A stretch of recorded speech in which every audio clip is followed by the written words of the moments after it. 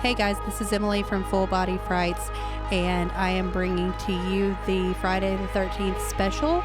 We have some of our friends giving us rankings, and we also have the Russell Todd interview. He is in part 2 of Friday the 13th, so let's get it started. I do have an interview with Russell Todd, and yes, I am very excited about it. However, I am almost just as excited as this next interview as I am about the Russell Todd interview, because this is my best friend of all time. This is my man. He reviews and promotes for Nightworms, which is all about elevating horror fiction. And he's an admin and promoter for Ladies of Horror Fiction, which is aimed at amplifying female voices in horror. And he's just hilarious in general and probably like the best person on earth. So, hey, Alex. Hey, how's it going? Thanks for having me. You're literally my best friend. So, this is going to be fun. First of all, I'm going to have you rate your favorite to least favorite Friday the 13th. So if you want to go on with your number one, have at it. Yeah, sure. So my favorite is definitely part 4, the final chapter. Corey Feldman is just Bay. I really loved the whole sort of final boy aspect, even though his sister, they kind of lump her in as a final girl. I think they were trying to see something here with a little final boy, a different little approach. We'll get into it later, but this is my favorite death of any Friday the 13th is in this movie. Crispin Glover dancing just makes my panties wet. So, that right there just puts it in the top for me as well.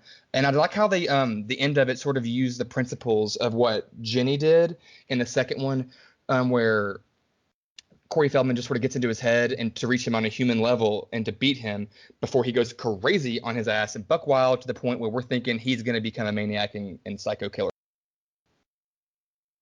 Okay, I'm really glad I muted myself because I was laughing that whole time. Because yes, Chris McGlover Bay, yes, dancing panties wet. Agreed. Well, I think we should go a little bit further into the whole Tommy arc and how they don't really end up doing that, but we'll do that a little bit later. So go on with your number 2. Okay, so my number 2 favorite is part 2. I just really liked the ending. I thought it was such a unique thing at the time where, she goes in there and puts on, she sees this dead head, this cut off head, puts on the sweater, pretends to be his mother to sort of get into his head. I think that was a really cool approach. I think this has a lot better chemistry with the counselors and than the first movie. And in some of the movies, they just connect. They get along real well. And bottom line, Sackhead Jason is by far my favorite. I think he's sexy as Sackhead. Yes, I wouldn't say sexy, but I would say that's definitely the creepiest Jason. And also, like I said earlier, we have our interview with Russell Todd in from this movie, and he's sexy AF. So. Okay. My next. Okay. Okay. I really didn't prompt you there. I thought you might say you thought he was hot too. I don't know. Hey, he gets my vote. I mean, he is. He's a little sleazy, but bye. Hey, come on Hey, over. maybe he can do the Crispin Glover dance for us and film it. Oh my God, that's like, oh my God, that's such a good idea. Yeah, We'd make millions. we would. We Okay, would. go on with your number 3. My number 3 favorite is part 7. So I really, really love how unique the plot is and and the final girl itself. I mean, yeah, it is kind of stupid if you think about telekinesis in a horror movie that's not Carrie, but it's not. But it just works. I don't know. It just works for me. I mean, I wouldn't say in general telekinesis is not stupid. I mean, I think it works in Carrie, but I mean, it's pretty stupid all the time if you really think about it. But I mean, Okay, so wait, what are we on this? That was that was your third favorite. So what's your fourth? Next in line is definitely A New Beginning, part 5. I know this isn't ranked for a lot of people, but I'm because gonna they don't. interrupt you. I'm Yeah. gonna interrupt you. So this you go a little bit into Oh, detail onto why you like this one yeah. because you did rank it pretty high. And besides Brad Fowler, who I interviewed and has it at number 1, this is a strange one to have up so high for most people. Yeah, so I know a lot of people don't like it because of the twist at the end and how it's not really Jason and all these things, and they just feel like it's not a Jason movie because it isn't. But and it also has the most annoying Tommy Jarvis ever. I get that as well. So the fact that it's so high is shocking, but it has hands down my favorite scream of all time. Reggie over here in the middle of the rain, his little red jumpsuit is slaying that scream. He is just it's an icon. And then, in part five, we have Eddie and Anita, and they got their goddamn enchiladas, and their song is a total bop with the ooh, baby. And then she's like, hey, baby, hey, baby. Like, I just think it's so romantic, but he's taking a shit. I mean, it's kind of wild. So those are my biggest reasons, and I love I forget her name, but the patients or whatever at this facility who's in real life. She's the daughter of the mother of Kristen. Violet. Her Yes, name's Violet. Violet. Thank you. I love her dance. I like her style. I like her death. I just think she's really cool. She's unique. I just really got along with the movie. And then the one character too, the only one that I really feel like needs to be there. It's the boy who's I guess the son of the paramedic or whatever. With even though he grosses me out with his smeared Snickers bar all over his face the whole movie, but I mean he's the reason The that the whole movie's movie, you mean like in the first like 5 minutes? whatever. He's a king. Okay, we need to support this king. He did get him on those sheets, which really grossed me out. Yeah, yeah. And then so I mean, and he need to learn how to eat and have a wet wipe or something. But I don't know something about that movie. And then I think that the end with when they're in the barn and whatnot. I don't know. Reggie. I just think Reggie's an icon. So and I love it. No, I get that. I think that I told my friend Brad that has it at number one. The reason I don't put it high up is not because it's not Jason. I don't really care. I mean, it's a slasher movie.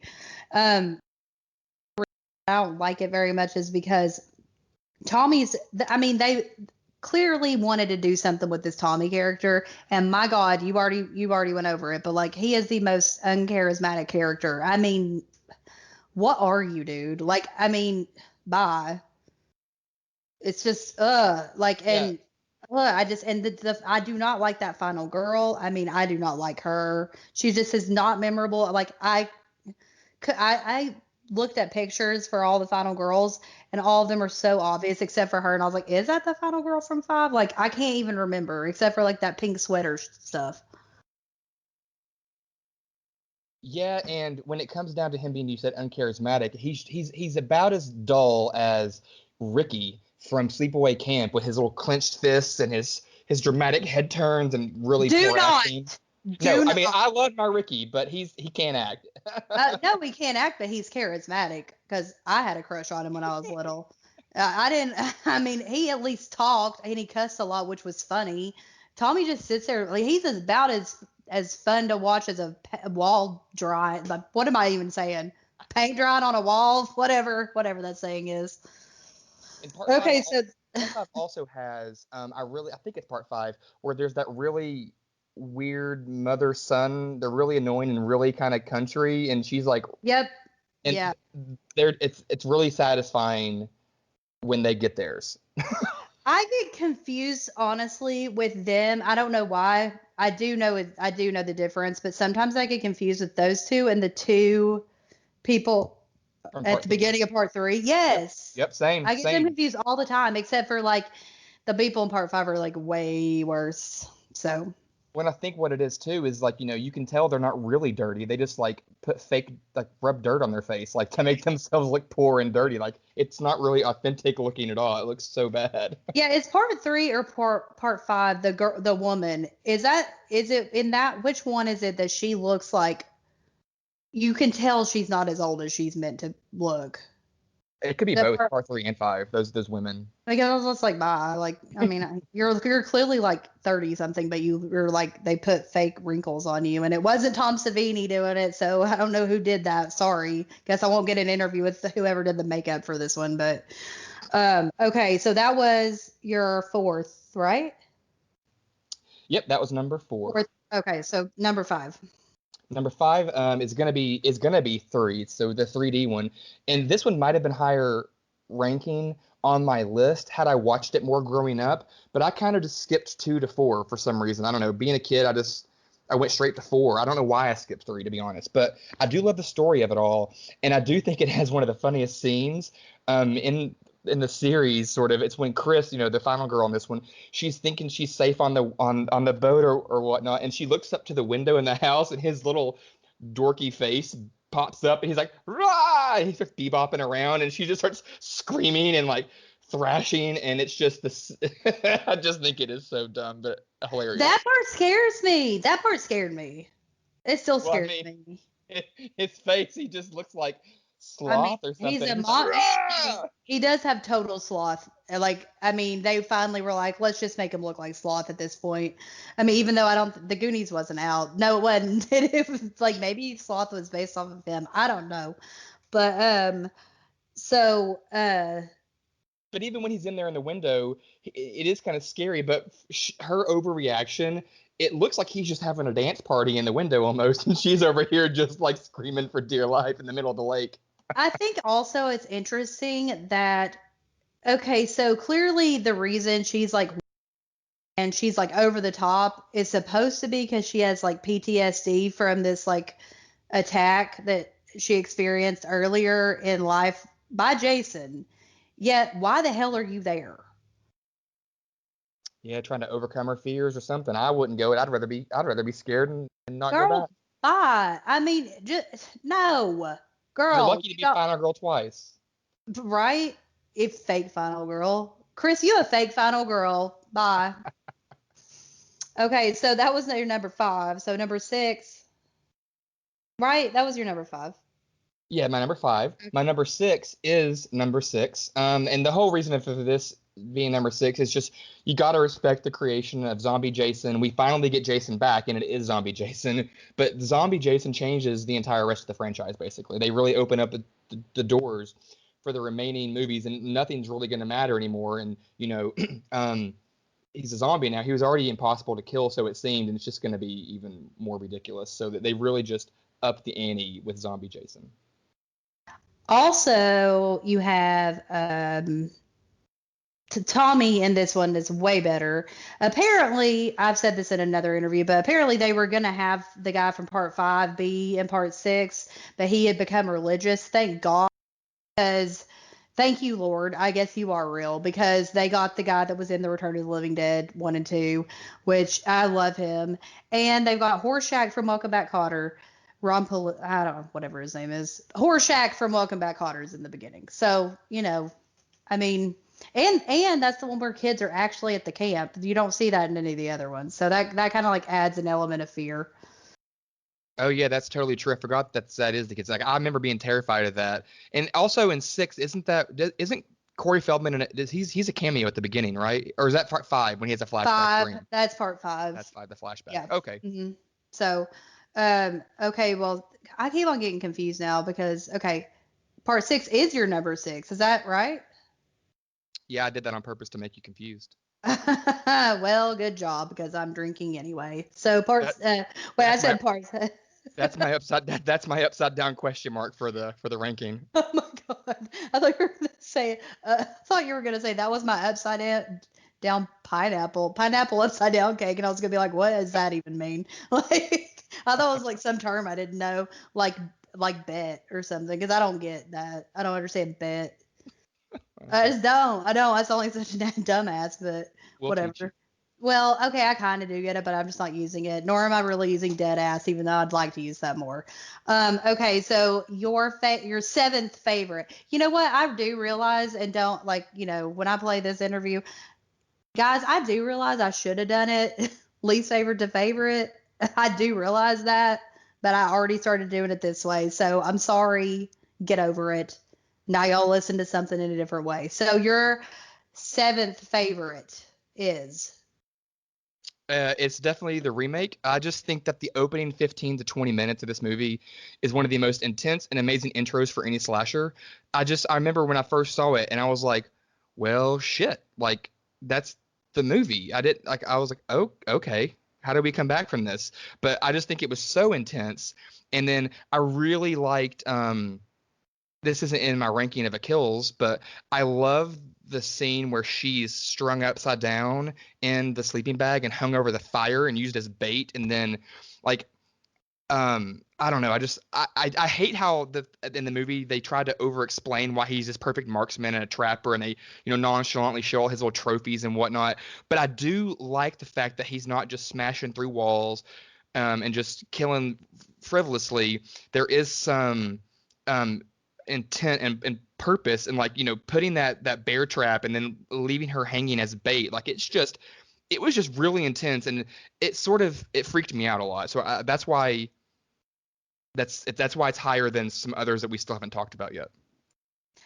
Okay, so two things. One, I just realized that you didn't put Freddy versus Jason in this list, so you're gonna have to fix that. And I just want to say that Alex's dad owned a video store forever, and Alex pretty much likes everything. So I mean, just How saying. dare you? Oh, But no, for real, like though, I will say in every one of my interviews, everyone basically has said, for the most part, it's hard to like put a ranking out because we actually love all these movies. So like saying that something's actually low doesn't mean that we don't like it. Because we love all these movies. Like, but I mean, give or take like maybe a few, like maybe three of them. But so I think that's important to note. But yeah, so and I'm gonna need you to put Freddy vs. Jason in there. So if you think that goes in there before the remake, then let me know. I got you. But while we wrap up the remake, I do want to say too, while it has some satisfying deaths in it, like I forget his name, but the little frat bro, I love when he gets thrown onto that truck onto those spikes at the end because he is such a douche. Anybody who has sex and he's all like, "Oh, your tits are stupendous, just really juicy, baby," or whatever he says. Oh no, I will say I I laugh know every what time. I know what he says because another person I interviewed talked about the same thing, and they thought it was so ridiculous. The perfect nipple placement. Like who says that? Who Yes, says that? he says that too. He's If just someone such, said that to me, I'd be like, well, A, I know that, but B, like, weird. yeah, that's like some really bad foreplay talk. Like it's like, yeah, really bad. So I had to add that though, because I do think his death is super satisfying because of what a frat bro douche hole he is. Yeah, and also that movie does have the guy that's like the lawyer in Silicon Valley, and I love that guy. He's a Yeah. total douche in the movie, but like I really do like him. So, all right, next. Next is Freddy versus Jason.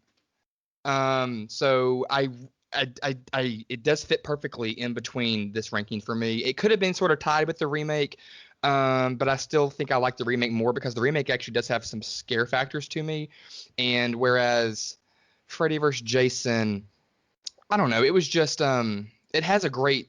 I really like the futon or the bed death scene. Bro's holding that beer for life. I mean, he is clutching that beer. Oh my God. Yes, we Somebody talked you about want out of that in another one. yeah, Yeah. you want him at your party because he's not gonna spill, so he's cool.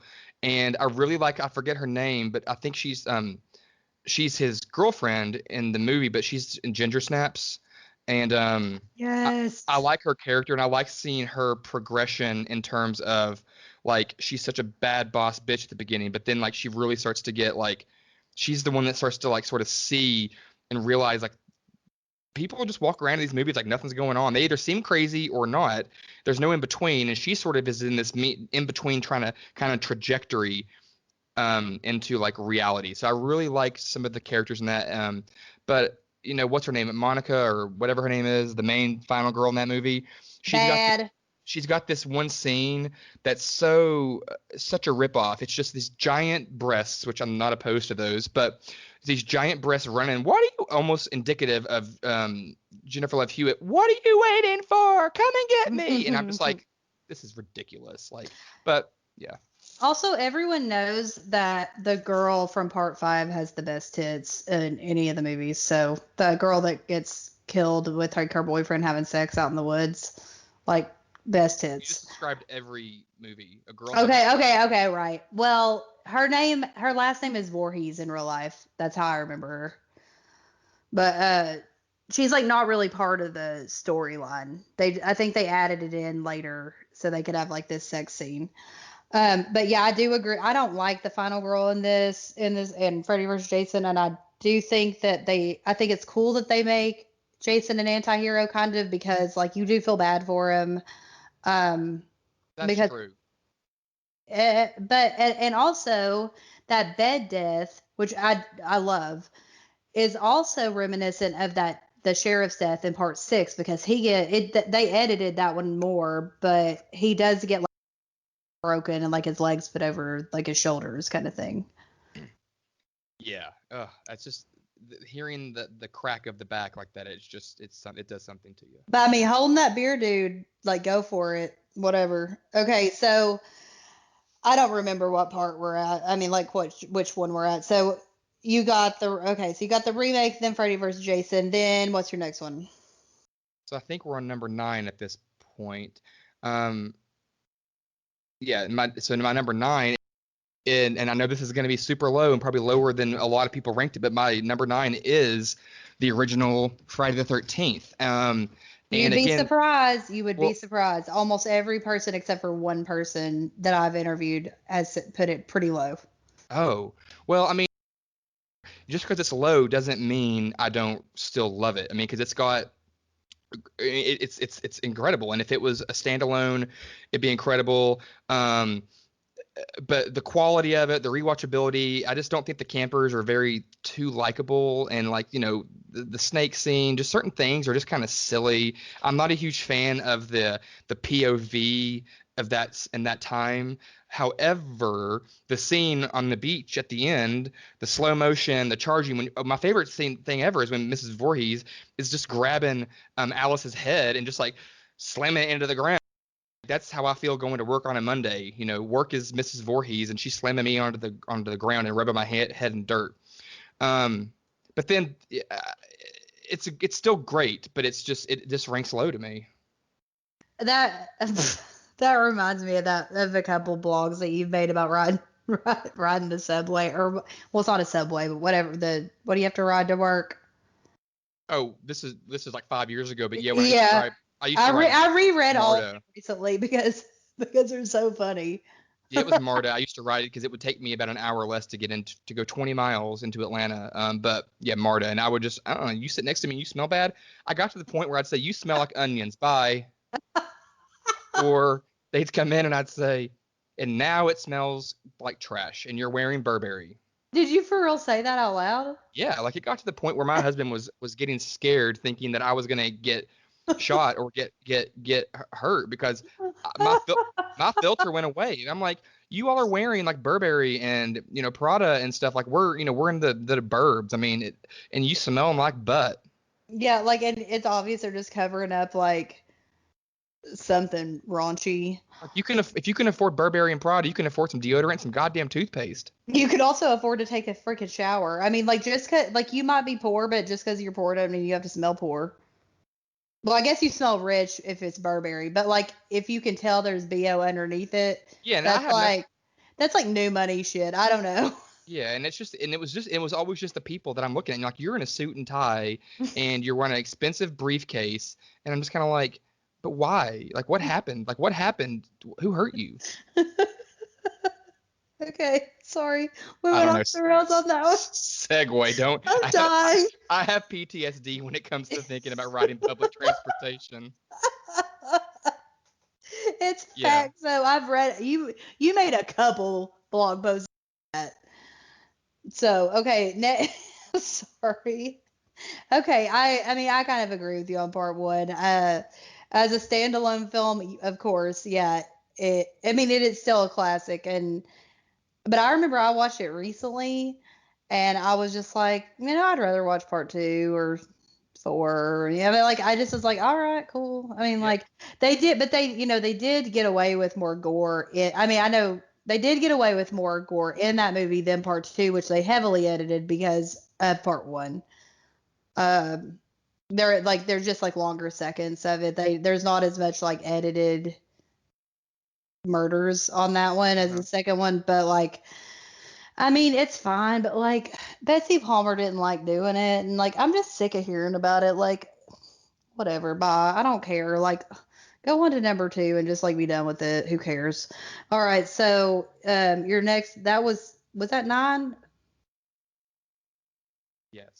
Even though, okay, are you counting Freddy versus Jason, which wasn't in your list? Yes, Freddy vs. Jason would have been number 8. Okay, so we're on to your 10th favorite. Well, what a franchise. And I'm gonna confuse you again with some upside down question marks. My 10th favorite is Jason X. So, I mean, this movie's pretty freaking terrible. Because I really hate when sci-fi movies try to be horror or horror tries to be sci-fi. Like, be one or the other. Like, it's very rare that you can really be a scary sci-fi movie. To me, it's one of them. You get some elements that kind of overtake, and Jason X, it's pretty bad. But KM14 is an icon, and I am standing a reprogrammed queen who is just going to look up to Jason after the best karate floor show of all time and say, "Come get some."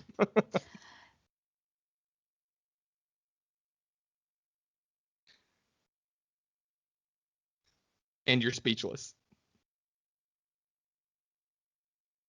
Sorry, my microphone was muted. I was saying stuff. I guess I'll edit. You know what? I'm not even going to edit that out because that's dumb. So I was saying stuff. I was saying, like, she doesn't. The thing is that she is a robot, so she should have been less easy to kill. Because, I mean, I know she says all that stuff, whatever, whatever. But, like, at the end of the day, she, like, is pretty easy for him to kill. Well, I mean, yeah, but I mean, She's a fucking robot. they didn't build. They don't have to. It's not like she's a Terminator. Well, well, why not? Like, why are you putting rules into this movie now? It's Jason in space. Why can't she be the fucking Terminator? I mean, like, you just added a rule for no reason. It's true. Okay. Why And couldn't they have also, given? Why couldn't they have given her a better haircut too? Just saying. true facts. And also, that one girl doesn't even get killed by Jason. She just killed by the earth, like by space. I mean, she just gets pulled out of the door. Who All this. cares? Well, no fucking duh. If a spacecraft door opens, you're gonna be pulled out in space, idiot. Like, I mean, I know he poked the hole or whatever, but like, yeah, okay, yeah, you fell out there and you're okay. Like, no one's shocked. I mean, I don't know why I'm so mad about this right now because I really don't care. I don't like this movie because I don't even like Alien. I do not like sci-fi. I just do not. So, like, if you go into space, I'm not going with you, Jason. I don't care. But I mean, but okay, I do. Leprechaun in space is the best Leprechaun. I'm not going. I'm not I'm going. totally I joking. mean, I did go to space with Jason one time. I did go to space with a leprechaun once, but I'm not going back ever. I'm not gonna watch that. I'm not gonna watch that again. I don't care. Bye. So, okay, your next pick. You know what? I still don't remember. Are we on 10 now? No, Jason X was number 10. Oh, okay. So your 11th favorite. This is hilarious. So for me, 11th favorite's gonna be Jason Takes Manhattan. I mean, there's a damn music video in the middle of this movie. That tells you everything, and that's all I gotta say. And I came up with this with one of the other people I interviewed. We thought it should be called Jason Takes a Cruise to Manhattan eventually.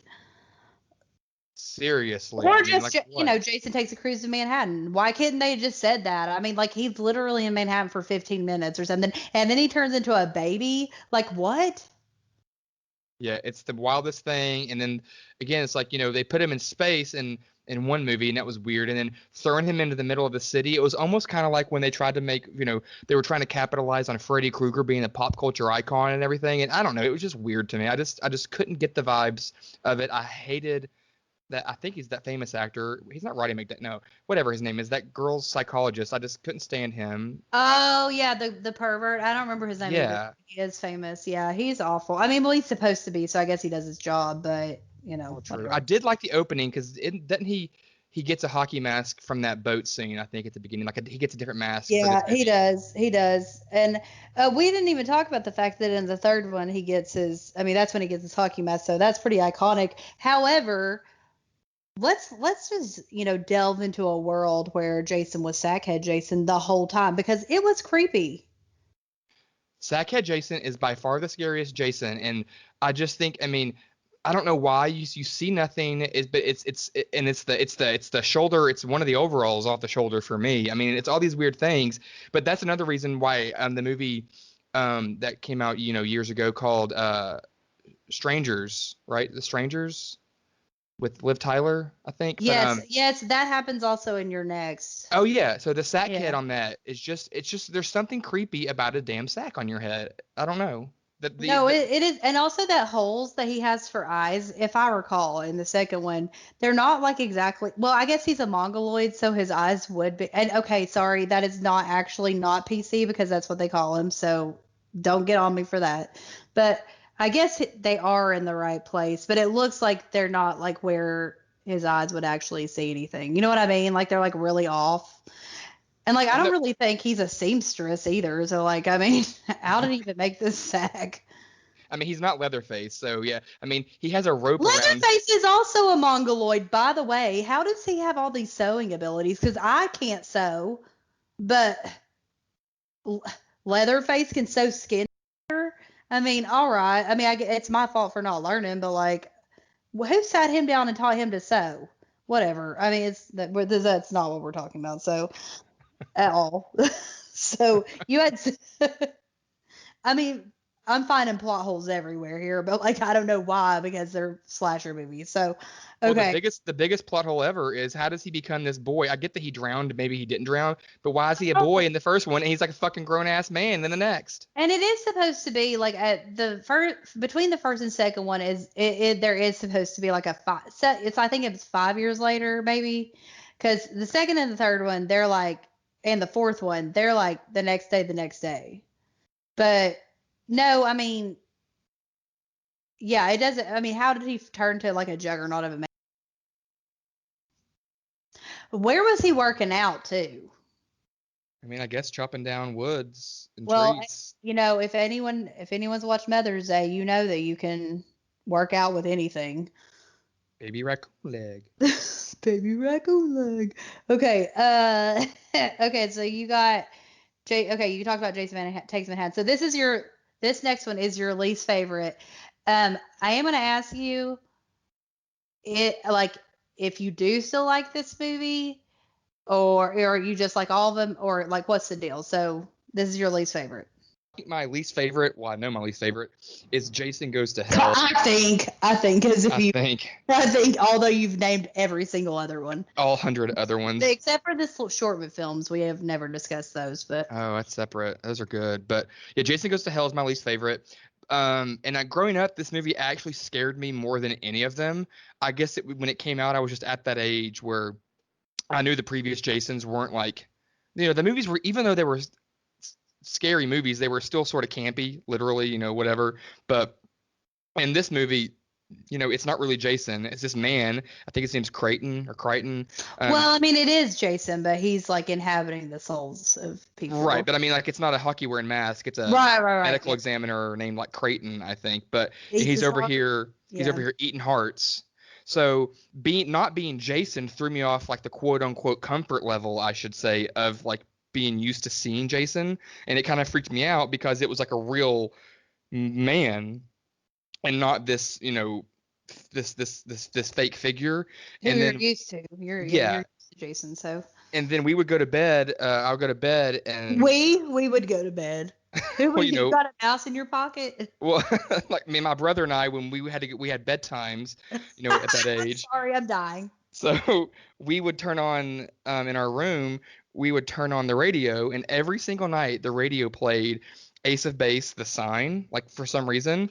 And there's Probably this, because it was one of the best songs of all time, but well, facts. But there was one of the lyrics or one of the quotes is, drag you into the night where you belong. And I would like wet myself. And I just knew he was going to bust through my windows or climb up my laundry chute and drag me into the night forever and ever. Amen. okay, so okay, we're by the way, listeners, Alex and I are the same age. Well, he's younger, but we're in the same grade. So, um, this is for me the first time that I remember. Like, I went to the theater to see something, and I remember seeing the poster. That's like the first like Friday 13th movie that I remember seeing like the poster for it and stuff. But I think I was glad later on that I didn't see it till later. But is that how? Because well, you got access to movies earlier than some people because of your dad owning a video rental shop. So I don't know. Like, did you get it pretty fast, or like, did you see that one earlier than any of the others? I mean, I saw that one, just when it came out, but like on movie release day, um, you know, not in theater, but like when it was out to rent, like I saw it that day it came out. Okay, well, I figured that. But so what is it about this that you really hate about it? Um, I really hate that that little worm thing that's like supposed to the whole point is like I don't know, they all of a sudden that's what it is, because that little worm tries to keep crawling in that girl. I guess she's like a descendant of him or something, and he's like trying to be reborn through a descendant or something. I just like she's like, she's that waitress. I just didn't understand this having an actual plot. Like he's trying to be reborn to like then become a killer again. Like I don't know. I didn't get it. Okay, so I do totally agree with everything you said about that. I have said before, and I'll say it again. Fallen is basically the same movie except for better. So, hey, John Goodman. Hey. All right, so we have completed your ranking. Now we're going to go to your favorite kills of the series.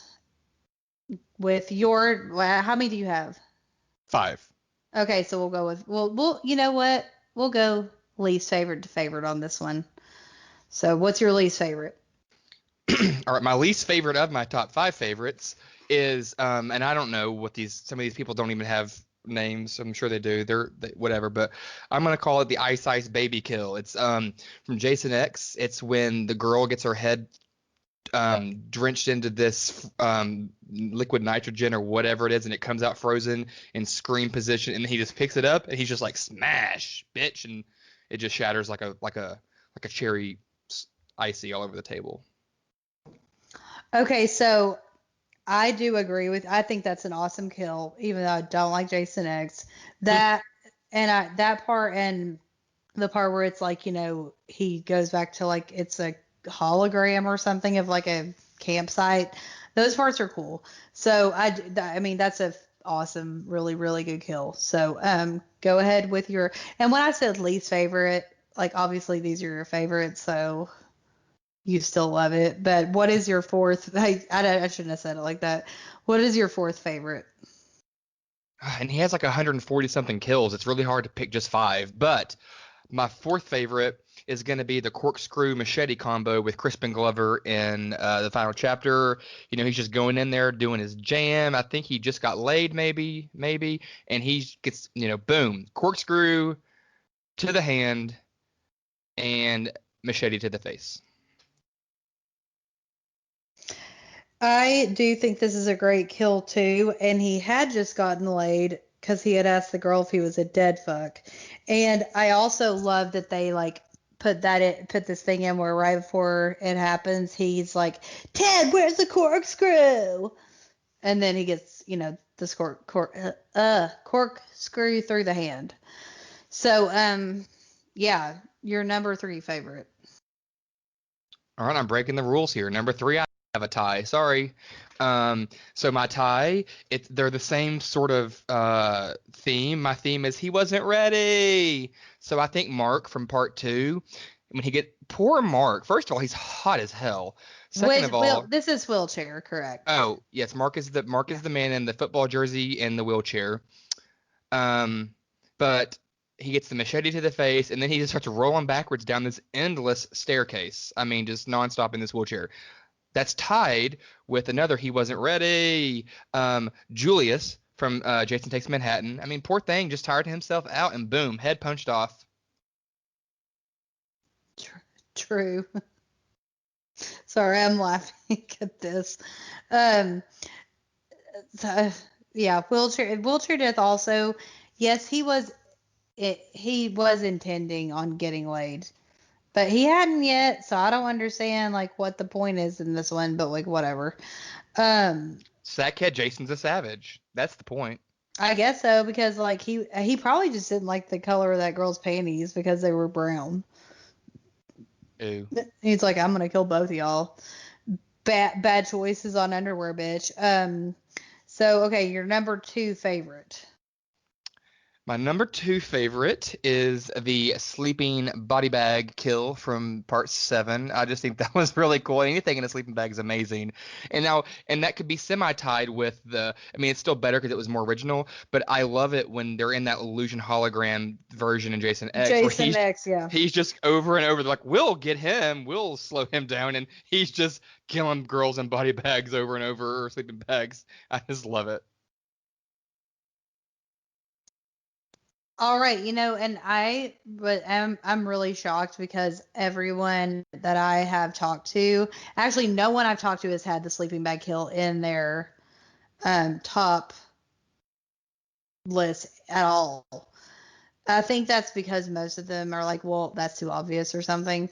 But I mean, it is a good kill. So this is the exciting one. Which one's your number 1? Okay, well, I mean, my number 1, I mean, you got to think about it here. Okay, I got to set the stage a little bit.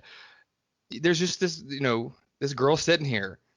She's just trying to moderate her blood sugar levels. She is just trying to improve her digestive health. She might be trying to do some support her heart health, lose some weight, get some antioxidants. Nah, She is you're sure as so hell. She is sure as cynical. hell trying to get some potassium in herself. Bitch just eating a banana, and boom, game over. And it has the best dramatic banana squeeze of all time while she's Oh dying. my God, that's an awesome kill. It really is. But you went with the banana kill. That's as soon as you started talking about potassium and stuff, I was like, oh my God, he's going with the banana kill. Like this is crazy. I mean, it's a good one, no, for sure. It's just But so different. It's so silly. Like, I mean, she's, this little hippie girl, and then she's flipping off people, and then she just sits down and eats a banana, and then just the squeeze. It's just so dramatic. I love it. also, it's very phallic. But And what was she doing to you, Jason? Nothing. You don't like bananas? no. You allergic? What's up? And also, yeah, she wasn't doing drugs. She was trying to get a ride. I mean, he should understand someone like and also they bullied her pretty much when they drove by. So he should like have some sympathy, but whatever. Um, okay, so now we're gonna move on to your final girls. I was just hitting my chest, and I don't know if that. I don't know why I'm doing that. I was doing it with my. I don't know. I don't know if you could hear that, but if you did, sorry. Seriously, I was like tapping it on syllables. Anyway, final girls, number 3, least favorite of your favorite.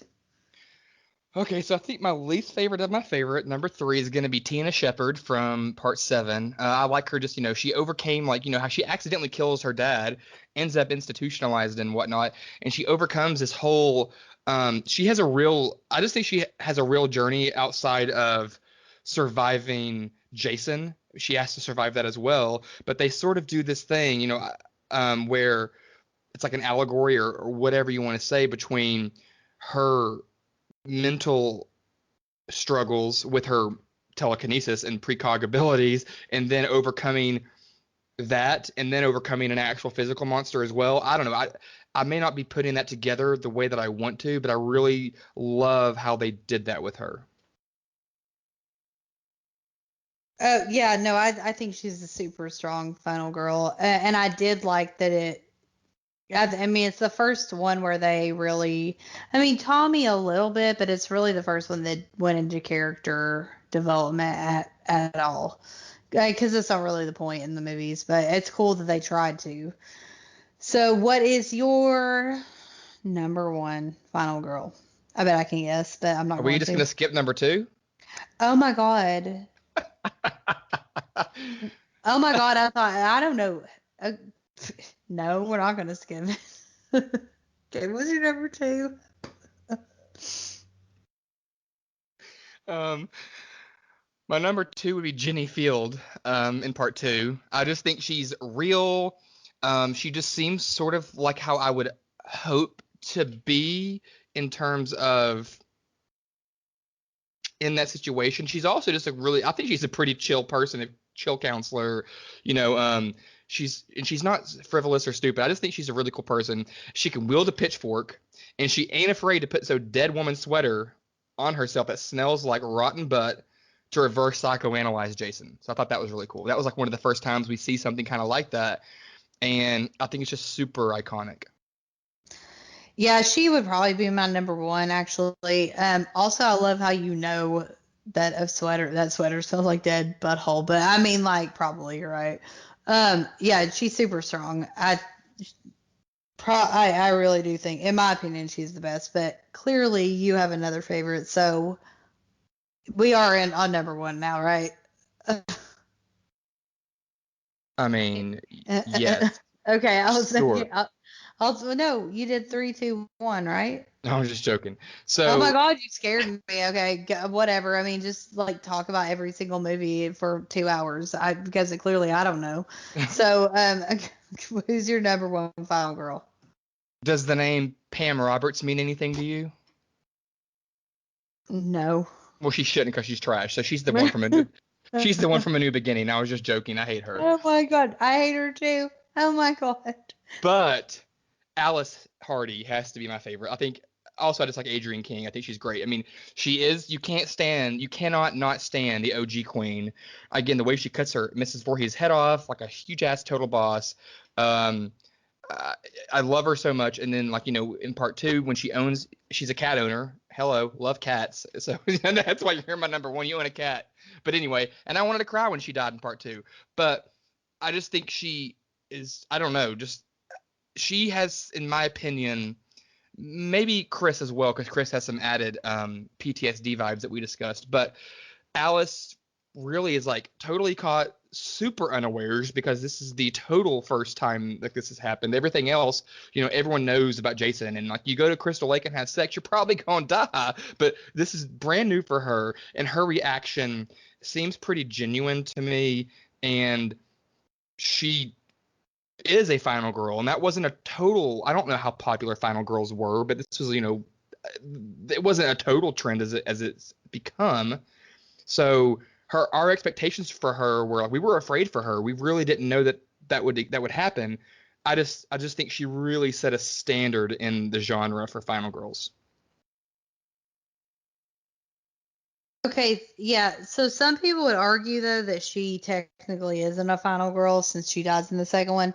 Also, let's go back to like Texas Chainsaw, etc. Final girls. I actually wrote a paper in college defending 80s slasher movies because everyone thinks they're like exploitation stuff Exploitative. and like yeah, and like TNA whatever, which they did do that to sell movies or to sell the movie. However, it's very rare that a movie with a final guy does well. And I mean, basically, it's always final girl, and it's always someone strong. So, I mean, I think, I think they're all strong. I don't know about, I mean, I know Annie ended up standing up to everybody, but I don't really know if she's believable as standing up to Jason because she's so meek the whole time. And it's just like, or no, it's not Jason, it's Jason's mom, but Who? Annie.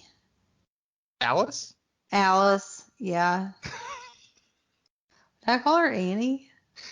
Annie, are you okay? I don't Oh know, my but yeah, God, I'm clearly not. Alice Hardy, played by Adrienne King. Get out of here. Yeah, oh my God, I'm sorry. Okay, y'all, I'm I'm sorry. It just came out. I've been watching Annie every day. I haven't been. I don't like it, but I guess it's okay. Anyway, whatever.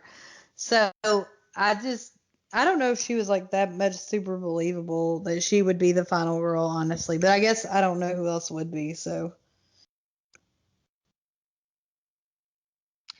Um, yeah, in that movie, I just don't think that anybody else could have been based on the cast that they went with. And that's another reason that that's not one of my favorites is because I don't I don't know. They just, I mean, I guess they are young. They're kids or whatnot, but they just didn't seem believable. Um, Brenda maybe, but Alice, I just think took the cake. Okay, so there's your favorite final girl. I am going to ask you, though, remember when two girls from Slumber Party Massacre 2 were in different Friday the 13th? Two girls from different Slumber Party Massacre. No, not from different ones, from part 2. We're in different Friday the 13th. By the way, guys, we love this movie. That's why I'm asking him about it. I think it would be one of them was a New Beginning. Yep, that was the slutty one in part 2, like the real slutty one. Oh, the one that what I want most is a pie in the sky. No, not her. She didn't have sex in that movie. The other one. Oh, she's in the other one. No. She's in New Blood, the one I was talking about. Oh no, yeah, the one you're talking about, but the other one, the one that's like singing and like doing weird stuff with her boobs, that's 5. Doing weird stuff with her boobs. On the hills. Oh, hell! Her dad. She's the basically the HBIC of the group. Yeah. Yeah. Also, it's weird because the girl that plays Pie in the Sky, in Kozak, I think her name's Heidi Kozak. Yeah, she plays Sally in part 2 of Slumber Party Massacre, but she's like she's like the girlfriend of this super like yuppie guy, which I thought was cool. I love her. Because she's a totally different. I love her too. Oh my god. So, all right, I guess this concludes our interview, and it's been awesome hearing what you have to say about your stuff. And one more time, if you want to talk about the groups that you do real quick, I think you should because it's really awesome. Yeah, so I'm in 2 different groups. One of them is called the Nightworms, and there's nightworms.com, and we're on Instagram and Twitter. But we are just a reading review group is how we started out, and to amplify and promote like mostly independent horror. We're not going to be reading and reviewing like Stephen King and Clive Barker and stuff. We're new stuff, independent, self-published, small press, that kind of stuff. And then that they got so well known in the book community that now Nightworms offers they have like a book subscription package, and like you can either do one-offs or subscribe, and you can get 2 to 3 books a month, some cool stickers and bookmarks. I mean, just some really cool stuff going on with them. And then the other group that I'm in is the Ladies of Horror Fiction, and I'm one of the founding members of Ladies of Horror Fiction. And our biggest thing is that most people think that women can't write horror or women can't produce or edit. They always come across like you're too pretty or you're too hot to like do something so scary, which makes a lot of people sick, and it makes me as a man really upset about that. But we are here to create a multidimensional way to support and non-binary femmes who either write in the horror genre or review in it. So we have a website, a podcast, Instagram, Twitter, Facebook. I mean, we're really all out there. We do hundreds of dollars in grants each year. We partner with people for that. We do, we have some awards. We're not the Stokers or the Shirley Jackson Awards, but we're getting there. Hopefully, that's a goal. So, check us out if y'all are interested. See, I told you, sounds awesome. All right, well, I'm gonna say goodbye, and I love you so much, and you're the best, and love your rankings because they're very similar to mine, clearly. Yes, love it. Love you too. And thank you so much for having me on here. And I definitely want to be on here later on, and we can talk about some of our other favorites that we've sort of sprinkled into this episode. Oh, do you mean Slumber Party Massacre? Okay. Hells yeah. All right. Well, thank you, and I'll talk to you later. All right. Thank you. Bye. Bye. And now we're going to be talking to Jay from Jay versus Horror on Facebook and on YouTube, as well as Girls Love Horror too on YouTube. Hi, Jay. Hey, how's it going? Great. So thank you so much for doing this because you're so awesome. And so let's just get right into it. What's your ranking for the Friday the 13th series from favorite to least favorite? Well, first, let me say that I'm happy to be here, and I love your show. You guys do a great job. I love the format. Nobody else does what you guys do. I love it. So I'll just go ahead and jump in here. Thank you, by the way. For the films, I have, I decided to go with my personal favorites, list them, the way I enjoy them the most. And so at number one, I have Part 6, Friday the 13th, Part 6, Jason Lives. I think it's the quintessential 80s Jason movie.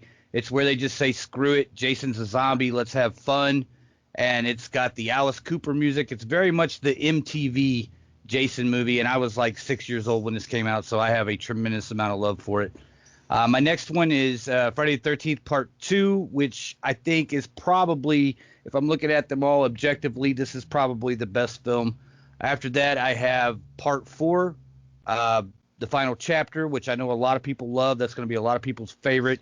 Then I have Part 1, and I know a lot of people are going to have Part 1 at that top spot. I thought about putting Part 1 at that top spot because it's so iconic, but for me, it's just not as fun as the three I have above it. Then I have Jason versus Freddy, or Freddy versus Jason, I mean.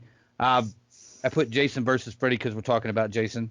Mm-hmm. I think he should get top billing. And but I like this movie a lot. It's fun. It's goofy. It's not a great film, but it's got Catherine Isabel in it, and Freddy, and Jason, so I'm sold. After that, I go to number 7, which is basically Jason versus Carrie. I like it a lot. That's what they were thinking when they did Part 7. They were trying to, as early as Part 7, they're thinking Freddy versus Jason, and they're just trying to buy time. So they went with Jason versus Carrie for some reason.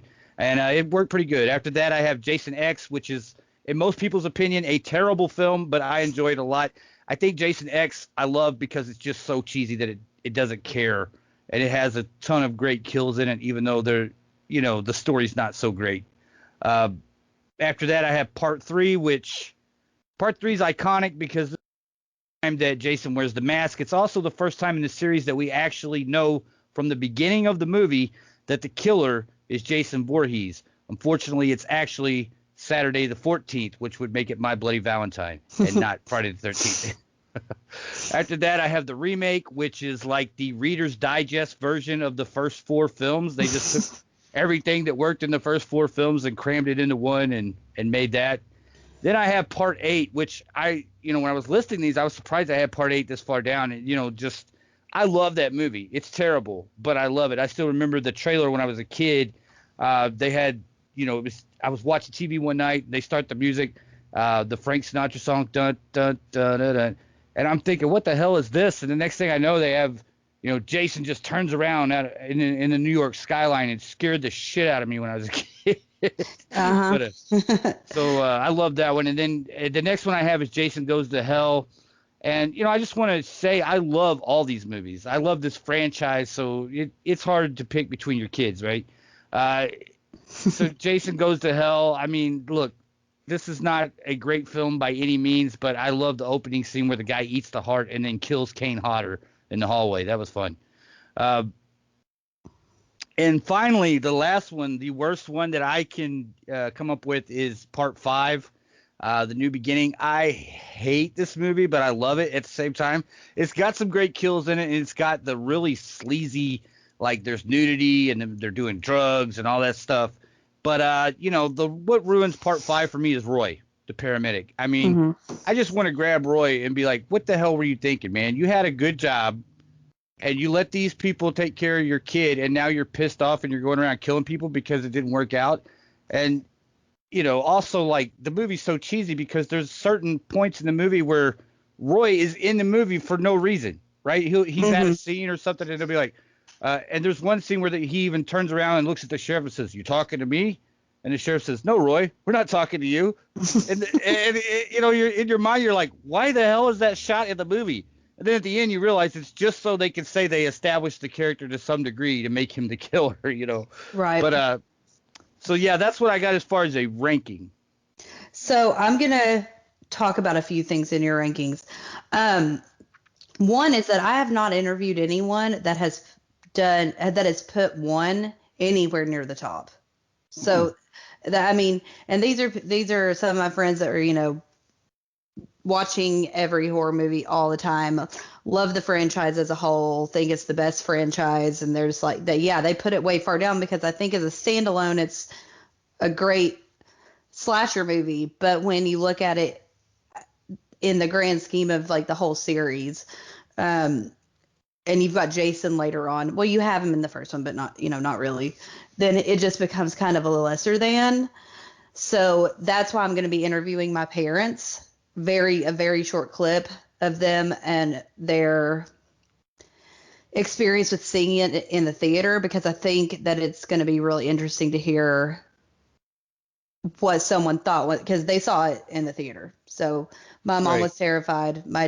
She hates horror movies. She was tricked into going. She thought she was going to see another movie. So yeah, that, and we do have a friend that has been interviewed. His favorite is A New Beginning. And I'm just like, usually we just are like, oh, Brad, you just like things because you like things that aren't cool just to be cool or something. Like, but he defends it. I let him defend it.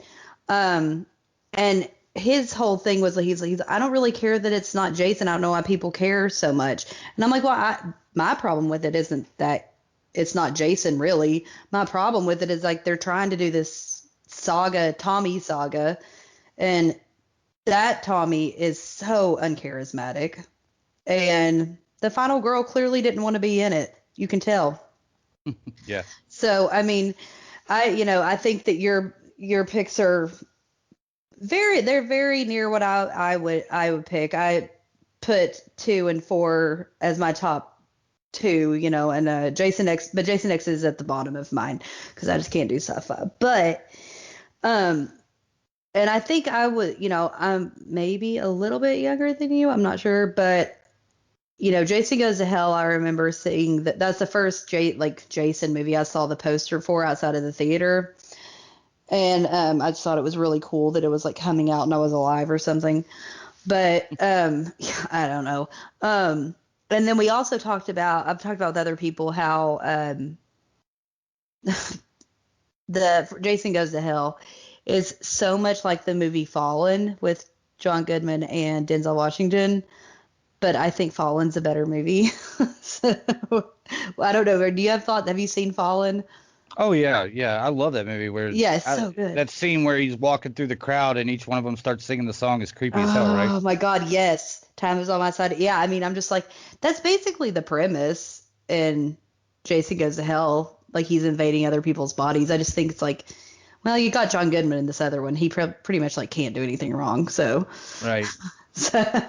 Okay, well, so if I can just touch on something you mentioned there, I think it was interesting what you brought up there about part 1 and part 5, because look, a lot of people will say that Friday the 13th is a Halloween ripoff. Well, not really. I mean, the first one it's very much like an Agatha Christie whodunit. Yeah. It's not exactly your typical slasher. They didn't get into the Michael Myers type killer till later on with Jason, right? Right. And I think with 5, if I have any real appreciation for it other than the fact that I just love them all, it is the fact that I think in 5 what they were trying to do is say, let's go back to what they did in 1, and nobody will know who the killer is until the end. So I'll give them an A for effort on that one, or an E for effort. How's that? yeah, maybe E, I think, or maybe an S for satisfactory. Yeah, and I also think it's interesting that everyone that I've talked to has basically said this is really hard, even though this certain one is down on my list. I love these movies, so I'm not trying to say I don't like this. Right. I'm just saying it's lower on the list, which you can't say. Or personally, I can't say that for Halloween, the Halloween franchise. I can't say it for the Nightmare on Elm Street franchise. I don't think I could say it for any horror movie franchise, really. That they're all super enjoyable, that it's hard to make a list because you don't want to make it sound like you didn't like something because it's low on the list. Right. So I think that maybe the only one I could do that with is the Final Destination series. I really like all of those. But so what are your favorite kills? Well, I'll do my top 3 if that's all right, because I could go on forever about that, right? So you can go on for whatever you want to talk about. Well, at number 3, I got the triple beheading in Jason Lives. I love that scene, even though Yes. Jason Lives is one of those movies where the studio, of course, they had their hand in all of them a lot, but this is one where they saw the movie and they was like, you have to put some more kills in it. So they just, put these random paintball people in the movie, shot after the fact. But I did love the triple beheading because it seemed like they were actually trying to establish these people as characters, right? Like the woman is dominating the 2 guys and they're all pissed off about it. And then all of a sudden Jason just jumps out. Nope, none of you get to live. This conversation doesn't matter. Right. But then they ended up editing that scene big time. Oh, yeah. They edited it heavily. Which is probably the one thing I can say for part 1 is I know they did edit those kills, but I guess they didn't really know what they were getting into until after it came out. So that's why part 2 was so heavily edited, because they were like, oh my gosh, like what we did with part 1, that was just way too much or something, It's terrible the way that Paramount treated this franchise. I mean, for them, it was just a paycheck. Once a year, they got a $17-18 million paycheck, and so they didn't care. They would send it to the MPAA as dirty as they could and cut it and cut it and cut it. And then they would take all that stuff that they cut and throw it in a dumpster behind the lot because they didn't care, Yeah, and that is most notable for part 7, Right. which is way up high on my list, but that's, I think, mostly because I think it's the first one that I saw. So, but yeah, I mean, all you can find are like really low grade deleted extra scenes for that. Right, yeah. Or extended, sorry, not extra, but. At number 2, I had, this is just a personal favorite. It's not even a great one, but Julius from part 8. Julius tries to fight Jason on the roof. I love that part because that's very popular. I'm just going to tell you from what I've been talking, that is not unpopular. That is a lot of people's favorite kill, I've come to find out. I think there was the 2 guys that I identified the most with in this series, because the guys were never like the main characters except for Tommy, right? Mm-hmm. But the 2 guys I love the most are Julius and then Court from part 6, who's just hilarious, But Julius actually tried to fight Jason, and I'm like, finally, somebody said, that's it. That's enough. You know what I mean? Let's fight, And so, yeah, I like that one a lot. And it's too bad he got his head knocked off. Like, completely punched off of his head. Like, I was looking up stills of that, and it's just like, it's ridiculous. So good, though. And then my number 1 all-time kill, this is probably going to be a lot of people's, but it's the sleeping bag against the tree scene. Yeah. I think it's part 7, right? Yep. And I love it because a lot of reasons. For one thing, it works. And the next reason why I love it is because the MPAA screwed up. They cut the hell out of that scene. Originally, it was like he hits her against the tree like 5-6 times and blood comes flying out of the bag and everything.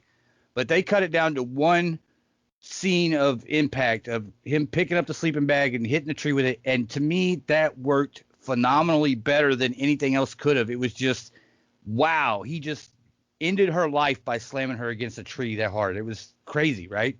Yeah, I remember, because I said that was, I think, the first one I saw. And in my head, until I rewatched it later, I thought he hit her against the tree more than once. But I had made that up in my head. So I was shocked to see that it was only one time, because in my head, I thought it was a couple times. Come to find out, I guess I just, it was kind of like a Texas Chainsaw Massacre hanging the girl on the hook kind of thing, where you don't like see it actually happen. But it's like your imagination, I guess, like fills in the rest or something. Yeah, that's interesting though, because Toby, when he did Texas Chainsaw Massacre, he took a cue from Alfred Hitchcock, and he went to the MPAA and asked them before. He was like, "What can I shoot of this scene?" Because he wanted it to be PG. Right. So he was smart about the way he did it, where he tried to. It's what they call the Mandela effect, where you believe that you saw something that you actually didn't. So yeah, that was pretty smart. Paramount, they just let him cut it, and we got lucky on that one, right? Yeah, I think it's also called gaslighting. Yeah. They get Toby Hooper gaslit us when we watch Tech, because people think it's so gory, and it's not at all. I mean, there's not much blood in that movie at all. but Right. we're not talking about Texas Chainsaw Massacre. So, okay, so favorite final girls. Well, I have three. Number 3, I have Laura Park Lincoln as Tina Shepard in part 7. I enjoy her character a lot because she's I think she has the deepest character of all the final girls. You know, she's got a lot going on in her past. She's got a lot going on. And the movie seems to really focus on her more than it does with some of the other girls. They're just kind of the main girl in the movie, and her story has a lot of story to it. So I had her at number 3. And she's super. I mean, she's probably the only final girl that has the best chance with Jason. She like her storyline reminds me a little bit of part 3, but that final girl to me is so whiny. She's like, I know Tina can be at the beginning, but she becomes like a strong female. Chris kind of just whines the whole time for me, but you know, I might be wrong, but Yeah. But she had that past experience with Jason, so you know, she had a little bit of like PTSD type stuff, you know, going on. Right. At number 2, I have Amy Steele as Jenny Field in part 2. Great one. I just think I like the way that one shakes out at the end, where she tricks Jason, you know, with the putting on the sweater and, you know, and all that.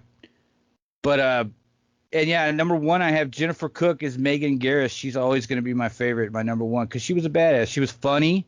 In part 6, right? Yeah, in part 6, she gave some comic relief. Tommy's character wasn't really funny. He was all like freaked out that all this was happening and nobody was listening. Mm-hmm. She was funny. She came on to him, which I thought was like, she was just a cool chick, you know? Yeah. And so I like that one a lot. And that's what I got, the top 3 there. That's funny because your top 3 is probably my top 3, just in a different order. But and I've gotten a lot of Jenny. I mean, she's clearly a really strong final girl. And I've gotten a little bit of Tina, but I haven't gotten Megan? Yeah, Megan's her name. And I'm like, come on, guys, she's a badass. Like, she doesn't care. She's going with Tommy because, you know, for whatever reason, she falls in love with him after like 1 second. So, yeah. I mean, she's a pretty big badass. So, and okay, so I'm gonna add this in, just see if, you know, off the top of your head, do you have a favorite? Well, I'm sure you do. Do you have like a top 2 or 3 favorite Jasons? Because I mean, Kane Hodder obviously is in there, but he's not in most. I mean, he's in the most of anyone else, 7, 8, 9, and 10, 9 and 10. But do you like anyone else particularly? You know, I like all of them. I like Richard Booker a lot. I like. Is Richard Booker 4? Yeah, I believe so. Okay, I love him. I couldn't remember his name though. It's either Richard Booker or Ted White that did 4. I can't remember. I think it might be Ted White. He's the one that said that Corey Haim was a little shit. Yep. We talked a lot about that in one of my other interviews. We were like, I mean, thank God someone was taking him down a notch. I mean, I'm sure he was a little shithead. He's a shithead as an adult. So I mean, he's probably a little shithead kid. So. My favorite has got to be Kane, though, but that's different. It's not so much. I mean, his performance is great. Physically, he actually gives a performance. But I've met Kane a few times, and like he was really nice to my stepdaughter and let him sit with her and all that stuff. So like, it's hard not to love that dude, right? Yeah, he was actually sitting next to Felissa Rose at Fanboy in Knoxville, and I went because I don't usually go to that kind of stuff, but my friend called me and was like, dude, Angela from Sleepaway Camp's here, so you need to get dressed and come over here. So I was like, I'm down, I'm coming. And he was seated right next to her. And I'm assuming this is probably when they were filming Victor Crowley, because it was around that time period. It hadn't come out yet, but like everyone's kind of like, why did they know each other so well? You know, because it was a surprise release. I do remember him being. I mean, he was very nice and it was funny, but he was a sleazebag a little bit, but like in a funny way. It didn't bother me. I just know he photobombed me and or Felissa and my photo, which was pretty funny. So I'd also have to put C.J. Graham in there just because Part 6 is my favorite film to rewatch over and over. So And that's one that's like a controversial, right? Because they had someone else, I mean, and he's in some of the scenes, but they realized he was a little bit too big. Like, I mean, Yeah. not big as in like big, big, but like fat. So yeah, they got someone else, but he's still in a couple scenes. So there was some like real, bad blood about it or something like that. I think there's a lot of bad blood with that whole thing about the casting of Jason, and it's terrible because like in my mind I wish they could have stuck with one person. I wish they could always stick with one person even if there is a mask, just for the continuity, Right. I mean, yeah, Kane Hodder should have been in Freddy versus Jason. He should have been. I get that they didn't use him for the remake. I mean, in a way, I guess, and I do like the actor that played him. I liked him in Hatchet too, but yeah, I don't know why they had to keep. And he's super mad about it. I don't know why they wouldn't just want him to come back. It seems like obvious to me. I don't know. They said that Kane was too big. He made Robert look too small, and then it was going to be even harder to shoot. But for me, that's Jason and Freddy. That's the difference between the two. So And also, yeah, I agree with that, and that's because it doesn't matter that Freddy's not big. He like torments you in your dreams. That's not his the reason he's scary is not because he's big. And right. he makes Jason an anti-hero pretty much in Freddy versus Jason. You feel bad for him. If even Freddy can torment Jason Voorhees, that's pretty crazy. So I think that was a poor choice to not just have him in it. I don't think anyone would have thought anything about the fact that it would, because everyone knows it wouldn't be an even battle because one of them is coming to you in your dreams.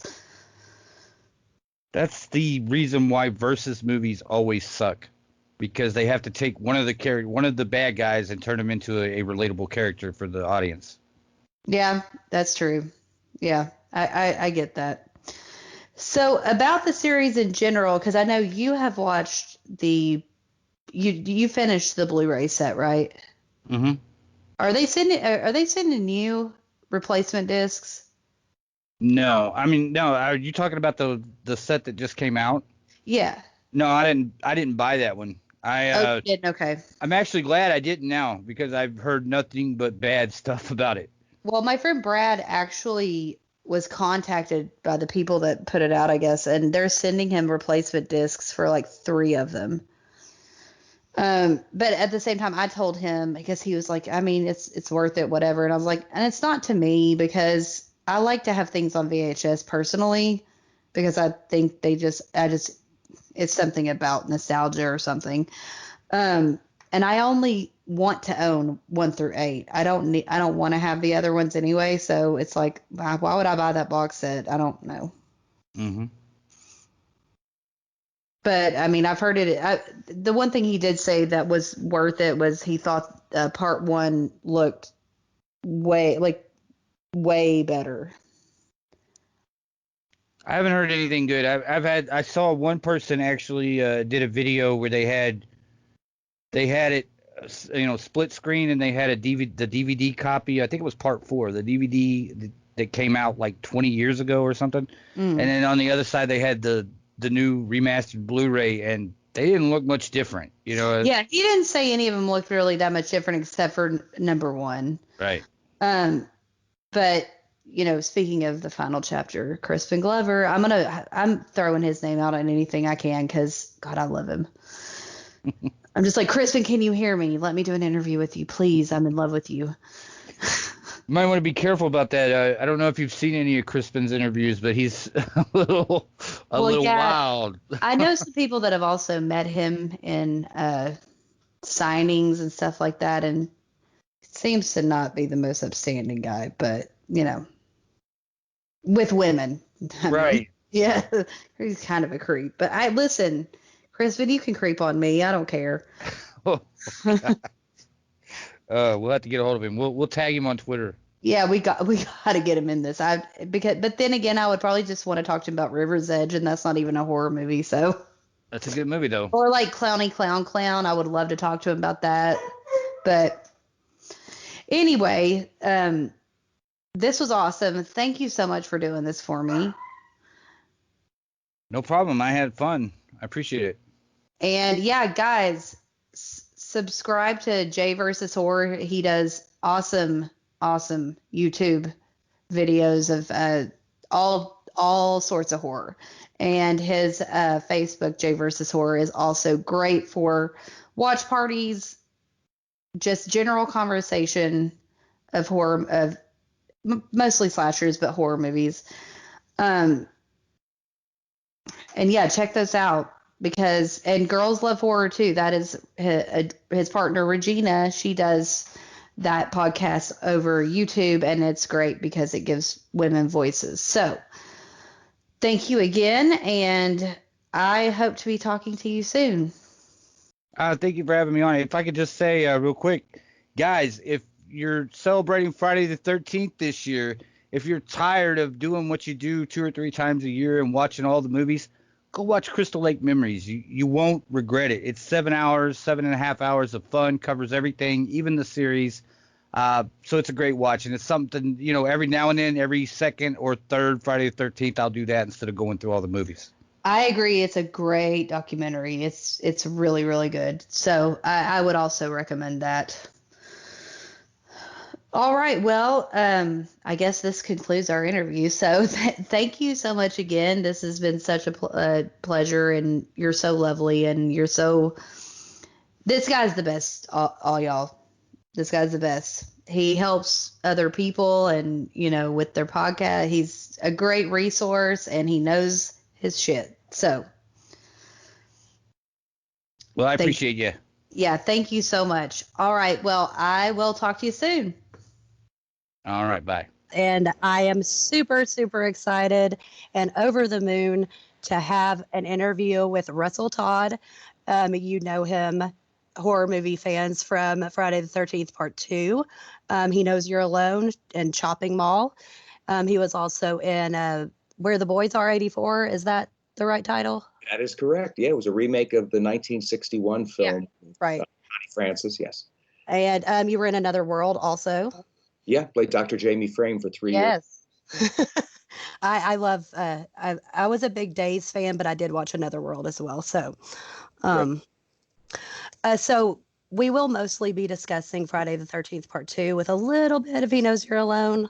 I hope that's okay. I know you're probably asked questions about this movie more than anything else, but all good. So that's good for you. Yeah. So, Cody, what was the process of being cast for the movie? Friday the 13th, I believe I saw this actually in Backstage. Are you familiar with that newspaper? Yeah. I saw an audition call in Backstage, and I believe I did have an agent at that time in New York, and I was living in New York where they were casting. But I figured I saw that, and I just wanted to get in on that. So I contacted them, and I went myself. They wanted to see me. And I read with the casting director, and they wanted me to come back. And I read again, I believe, with Steve Miner, the director, watching. And it was like a day or two later, I was cast. So it was a very quick process. And I was really excited about it because, like most people, had seen the original Friday the 13th. And right. Yeah, but it came out so close to the first one. It almost surprises me sometimes that so many, they started recording Part 2 really quickly after Part 1. Yes, they had a success, and they wanted to get out there right away with a follow-up. So right. I was excited because number one was a lot of fun. I enjoyed it. I was scared by it, and it was exciting. And to be able to do something like that and follow it with a sequel was a thrill. So I was happy to get cast. Well, it is my favorite of the series. You're just saying that because I'm really not. My top 3 are 2, 4, and 7. 7 is because of nostalgic reasons, but 4, because of Crispin Glover and Corey Feldman. I love Crispin Glover, so. But 2 is for me the most rewatchable of all of them. That's great. That's great. A lot of people say that, but when you mentioned 4. As you know, being a fan of it, at the beginning of 4, you see a lot of deaths from other ones. Right. Yeah. death again. And I didn't even know, because I hadn't seen 4. I didn't know that my death was lifted from 2 and put into 4. And as actors, we love and we live on our residuals, but there were no residuals coming for years and years and years. And I thought, what's going on? So I contacted the Screen Actors Guild, and they contacted Paramount, and they said, well, he's not in 4. Yes, I am. Look at it. You put me in 4. And they wouldn't do anything until they had me prove I was in 4 by literally looking at a copy of 4 and sending them time codes to say when I was in it. Oh my gosh, because it's so it's so obviously you. I mean, it's the scene. I mean, they knew too. I mean, of course they knew it. They lifted my scene to put it in 4. But for some reason, because it involved more residuals, and then they started paying residuals on 4 as well, even for that little, scene. Well, at least you got at least you got it, I guess, eventually. Yes, eventually, and then they paid it from the beginning too, which was nice. But their residuals are very small for a tiny thing like that. Right, but do you still? I mean, you do still get residuals, like they just came out with that big box set and stuff like that. Do you still get residuals from things like that and stuff? Get residuals from sales of the DVDs. We'll also get residuals from when it shows up somewhere every Friday the 13th somewhere. Right. So for in perpetuity we get residuals for the one we were in, which is nice. Yeah, that is. Even though it sounds like they didn't want to give it to you, but yeah, they didn't. So your death is not at the beginning of the movie by any means, but it's not near the end. One of the early ones. So how long were you on set? I think I worked on the show only about 3 weeks. I think everyone was there about 6 weeks. But I think they brought me in later. Of course, I had to be there for all of the group scenes at the cabins, out by the lake, at the main lodge. So I was in a number of those scenes. But because I am one of the earlier deaths, I wasn't there for a lot of it. So when I look at the movie, especially the first time, of course, I saw things I had no idea were being filmed. And people would ask me to comment, and they go, "I'm sorry, I was never there. I couldn't tell you." Yeah, but you can definitely comment on your scene, especially because it is kind of the same death scene that you have in He Knows You're Alone, so you're very familiar with it. Yeah, isn't that a funny coincidence to die the same way? I think they did that on purpose. Well, when I got cast, I said, I did die that way in another film prior to this. And they're like, yes, you can do it. They didn't know it, but yes. It doesn't sound like something I could do. Like, I just don't think I could hang upside down that long. I think I was upside down maybe 45 minutes to an hour. That's a lot. That's a really long time. Especially no cell phones or anything. So no. There was someone on the crew that was kind of holding my back up, so I wasn't completely just vertical. Right.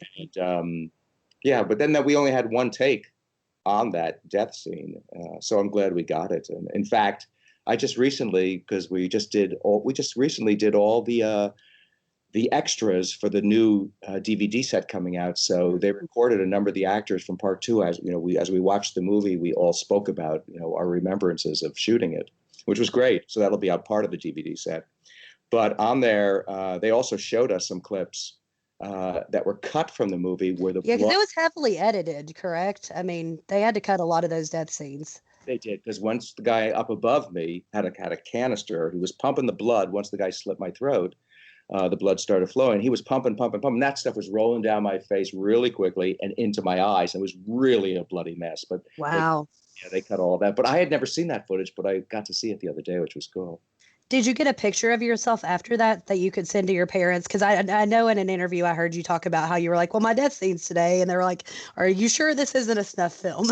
It's very funny, that they thought it was. Because, usually you shoot things out of order in features. And for some reason, my last day was my death scene. And they were sure because, I said, we're never going to see our son again. I said, it's a Paramount movie. They're cool. We're fine. Right. Yeah. Yeah. So, but of course it wasn't a problem. And and then they loved actually seeing the movie, but they did turn away at my death scene. Well, they don't want to see their baby boy getting killed like that. I also wonder so I wanted to talk about your character a little bit because you were such a nice guy and like you're, not the most upstanding person in the movie. Right. You're a little bit sleazy, and so I wonder, like, how do you turn that on when you're such a nice guy? And also, like, what did your parents think about it? What did your girlfriends think about it when they saw you like acting like this totally different person?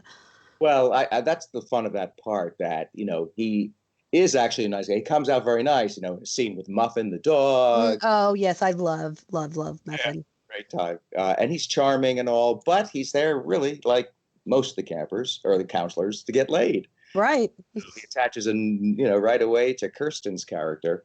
Who is the best pick, by the way? Yes. She is the number one pick. If that was my persuasion, that would be my pick. Yes. But so, it was fun to, as I said, to have that, the dichotomy of being a nice guy, yet still being a little sleazy. And that's just funny. You draw on things you've seen in your life, other people that are sleazy, characters that are sleazy. We all have sleazy friends, so. So okay, working with Steve Miner, because I know, he eventually kind of, wanted to get away from Friday the 13th, but at this point he was pretty new with it. So how was it working with him?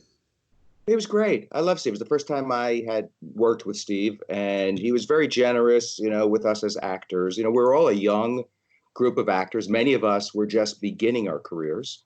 And so you needed someone that could guide you, but also make you feel very, very comfortable and secure. And he did that. And that's really something any actor wants. And he was also fun. We all had fun. The whole cast was fun, as well as Steve. But he let us goof off and enjoy ourselves, because it was important that we all felt as if we were a unit. We were counselors working together at this camp. And it was important that we appeared that way, and giving us the ability to play off of each other and have some fun, of course, off the set too, really made us bond. And I think that is really important. And that was the next question I was going to ask you. So who did you really get along with the most? Like, and are there any like funny backstories, like of you like partying and, you just who you really gravitated to, and like the fun stuff that you did behind the scenes? Besides Muffin, of course. Yeah, Muffin. I really can't pick anyone in particular, because most of the stuff we did, we were always in group settings. So we went to that roadhouse, to that bar, even though we weren't in the scene, a bunch of us were in the bar somewhere else, drinking and having a good time, watching the stuff being filmed. We all just got along, and there were no prima donnas. Everyone was there to make it work as a team, which is great. And so no one was disliked. I can't think of anyone that I disliked. Everyone had a good sense of humor. We're all different people, which is great. That's what made it work. But it just nice. Stuart, for one. I mean, he is a different guy. Yeah, out there, and his character was great. He's great. Yeah, he's also in Just One of the Guys, which is one of my favorite like 80s teen comedies. He's like the weirdo that likes lizards, and he's great in that. So he's terrific. Yeah, it's a lot of fun. Okay, so I wanted to also ask about Marta. I think you pronounce it Marta Kober. Is that how you pronounce her name? So, because I know that she was kind of gone. Like no one could find her for a long time, but then now she's kind of shown up again at some of the conventions. What is that like? Because she was gone for so long. So, well, a lot of them do a lot of conventions. I personally have maybe done 3 in the last 15 years. So they all see each other at these conventions. They get to see each other, which is great. And when I do them, and I like to do them only occasionally, I also think it's more interesting for me to do it that way and not be overexposed constantly. And that works well for me. But for them, they like doing them more often. But when I saw Marta, it was great. It was like it was, what was it? This 81 we made this thing, I believe. Yeah, and then she kind of dropped off the map.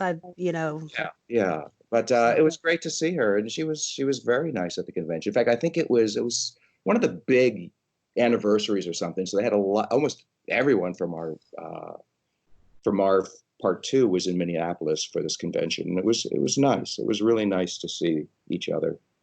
And I've heard Amy Steele is just like a dream the guy from The Hysteria Continues, Nathan, she helped with his engagement and everything. I just, she's also my favorite final girl. So Yeah, she's terrific. And John Ferry's great. They, of course, played opposite each other. And yes. I would see them occasionally in LA at local signings. And we always got along. But, everyone has their own life. They see each other at these things, and perhaps some talk to each other. But you do a movie, you do a project, and it's at the very beginning when it's over. A lot of people stay in touch, but as your life goes on, you go on to different projects. You work with different casts and crews. And I did a soap opera for 3 years, and they became my family, truly. Mm-hmm. Yeah, so, I can see that. I watch Real Housewives, so Eileen Davis was on it, and Lisa Rinna, and so you can tell they're you're basically a workhorse on those shows. You work all the time. What are they doing to their faces on that show? A lot. They are doing a lot of things. Or yesterday, it was I thought I was watching a wax museum. I'm just how they feel they have to keep going and going and going and changing their look. You don't even know who you're looking at anymore. Yeah, it doesn't make any sense. I don't know what they see in the mirror because it's it just doesn't look real. So, but I still watch the show for the drama, whatever. Okay, so another person, Walt Gorney. Did you get to talk to him? No, I never actually met Walt. Oh, because he seemed like just a great guy. I mean, they really should have kept him on for the rest of the movies, I think. But everyone that met him said the same thing, that he was terrific and very funny. They said. But no, he did do the narration in his real accent for part 7, I believe. He narrates the beginning of the movie. Yeah, I would have liked it, but I didn't have that chance. He seemed like he was, not a crazy guy, really. No, everyone said. Just funny. Yeah, that's what he seemed like to me. I really liked him. I thought he was a big part of the movie. So, okay, do you think Paul died? Well, yeah, that's a good question. I don't think so. But my answer would be, I don't know.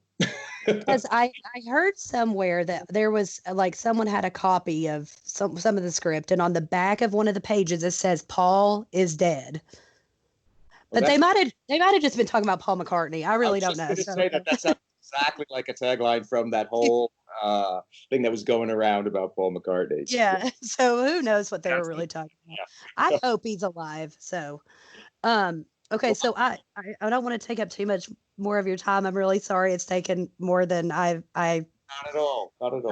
I expected. But I only have a little bit about how He Knows You're Alone. And I hope I say his name right because I've heard it a million times. But Armand Mastriani. Very close. Mastriani. Yep. Is that it? Okay. Okay. I've heard interviews with him. He sounds nice. How was he? And was he similar at all to Steve Miner, in how he directed? Well, to be honest, that was so many years ago. It's really hard to. Yeah, because that was before Friday the 13th. So. It was prior to that, yes. And that was the first feature I ever booked. And of course, I'm only in the first, 5-6 minutes of it. It's kind of a movie within the movie. Right, but you make such an impression. I'm always like Russell Todd, yes. Oh, thank you. Because you're always the best looking one in the movie. But I enjoyed that a lot because I was very excited. It was my first movie, and here I am, doing this. And it was Tom Hanks' first movie, I believe. Right. Yeah, so I didn't know who he was. Very young. Yeah, whatever happened to him? I don't know, he didn't really seem to do anything after that. Oh, no, it just fizzled out. Yeah, that's really sad because he had a lot of potential. We shot that on Staten Island in New York. And it was just pretty much in one scene in one night, and that was all I had to do with it. And where exactly was Friday the 13th, too? It was in New York or New Jersey, right? No, we actually shot it in Kent, Connecticut at a lake. Oh, really? Okay. Yeah. We all got bussed up from New York City and stayed up at this actual camp setting. That sounds fun. I think they did that for the first one, too, because I remember Tom Savini talking about. Where did they shoot that? Out there. I think that one was in New York. Oh, that was, yeah. Yeah. So okay. I swear I'm almost done.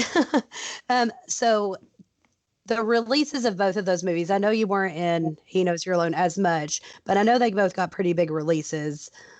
Um, how did they compare for you? Did you go to the release for He Knows You're Alone? I don't believe I actually went to the premiere for He Knows You're Alone. I did for Friday the 13th Part 2, but he Knows You're Alone, I just had to watch like everyone else in the theater. So what was Friday the 13th Part 2 like? Because I bet it was insane. The premiere? Yeah. Again, it's so long ago. I can't tell you one thing about it, unfortunately. You know, it was 81 or 8. We shot it in 81. I don't know if it came out in 81 or 82, but we shot it in 81. And I just don't recall at all. Yeah. So did you have any, drinks or anything while you were watching? But I remember, watching the movie, but as far as the party, I don't remember anything. I'm sure I had a couple of drinks at the party. Yeah, of course you have to. Yeah. So, okay, my last question before I talk just a little bit about the work you do right now, because I've read so many great things about it.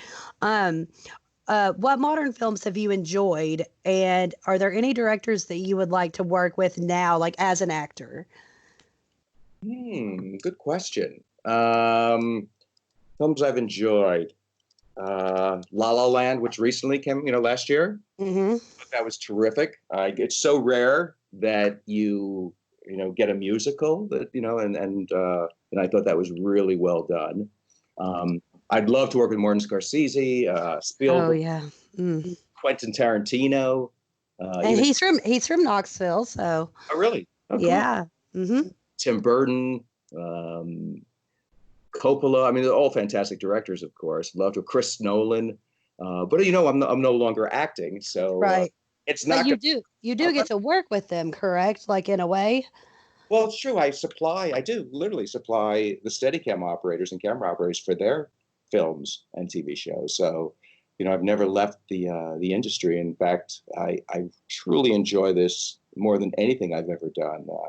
It's truly my calling. I really love owning my company and being an agent and taking care of my clients.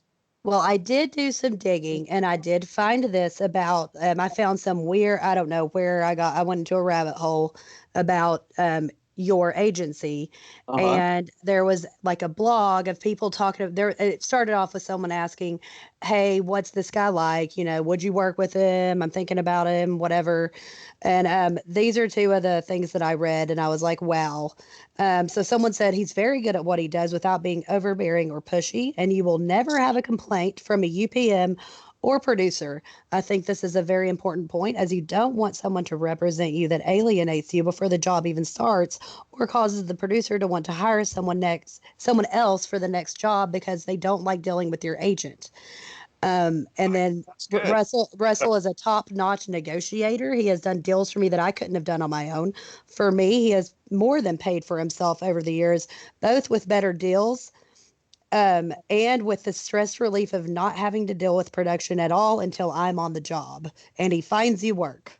Oh, that's and fantastic. I was just like, that's wonderful to hear. There was nothing bad that anyone had to say. I mean, it was all like, he's like my family. He's like my best friend. So, like, there was not one negative thing. That's great. Well, no one can please everyone, so no one should ever attempt to do that. But you just live your life the way you do. And, again, I love what I do. And I guess, it shows and it works based on what they're saying.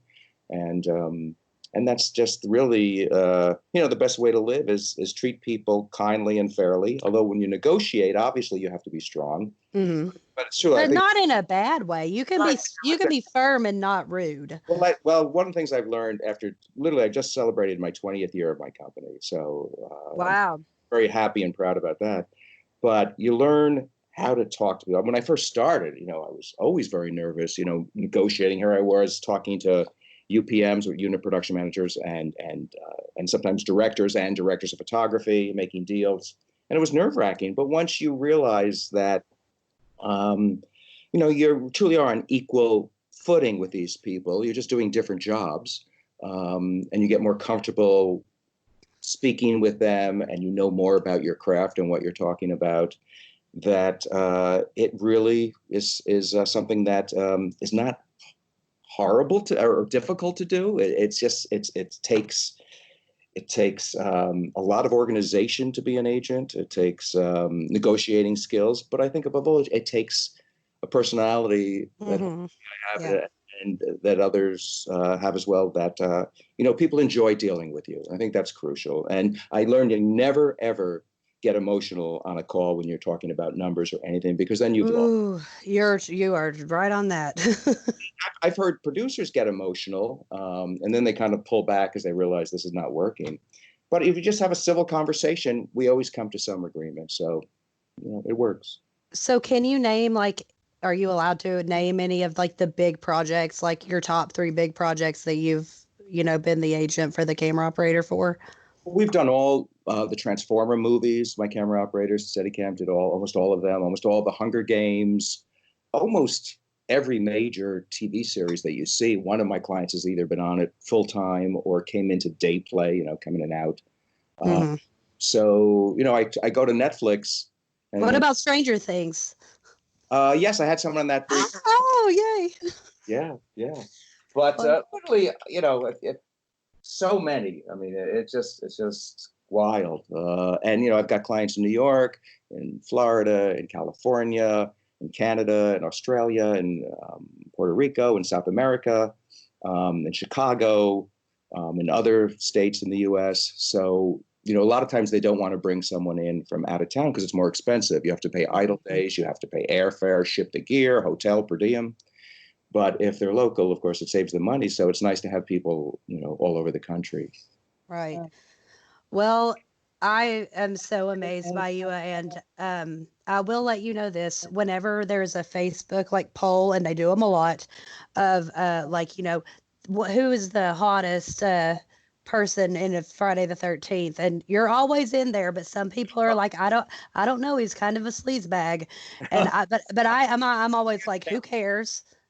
I'm like, he is up there. I don't care what you say. Well, it's always usually you and your Kirsten Baker. So yeah. Yeah. Well, that's fine. That's nice to hear. So anyway, thank you so much for doing this for me. And this was my first interview, so I hope that it sounded okay. I was super nervous. So got some good questions. You sound terrific, and you handled it wonderfully. So I think you should do many, many more. So now I'm going to interview one of my other good friends, Mike Carroll. Hello, I'm Mike Carroll. You can find him on Facebook. Baby. Yeah. Maybe. He's kind of tough to locate if you don't know his real name. Well, it's my full name. Okay, so he is going to do his favorite Friday the 13th to least favorite. Then we'll talk about some kills and some final girls. So going first to worst. Let's start out with your favorite. Okay, I hate to be a prude, but I'm going with the original for number 1. I think that it was a huge achievement for such a low budget. I think it cost $700,000 to make Friday the 13th, and it ended up grossing almost $60 million. So, I think Nightmare on Elm Street did the best out of the big 3 on its original budget and make, but I don't know. I could be wrong. I believe that. But I first saw Friday the 13th, and Jason was already a thing. Jason was associated with it, and the twist there at the ending where it's not Jason who's the killer, the first time I saw it, I was like, whoa, and I can't imagine seeing it on its first release. Yeah, I'm actually going to do a short little interview with my parents because my dad took my mom to see it in the theater and tricked her. She thought she was going to see a rom-com. So, yeah, I'm interested to see what someone who actually got to see it before, Jason became a thing.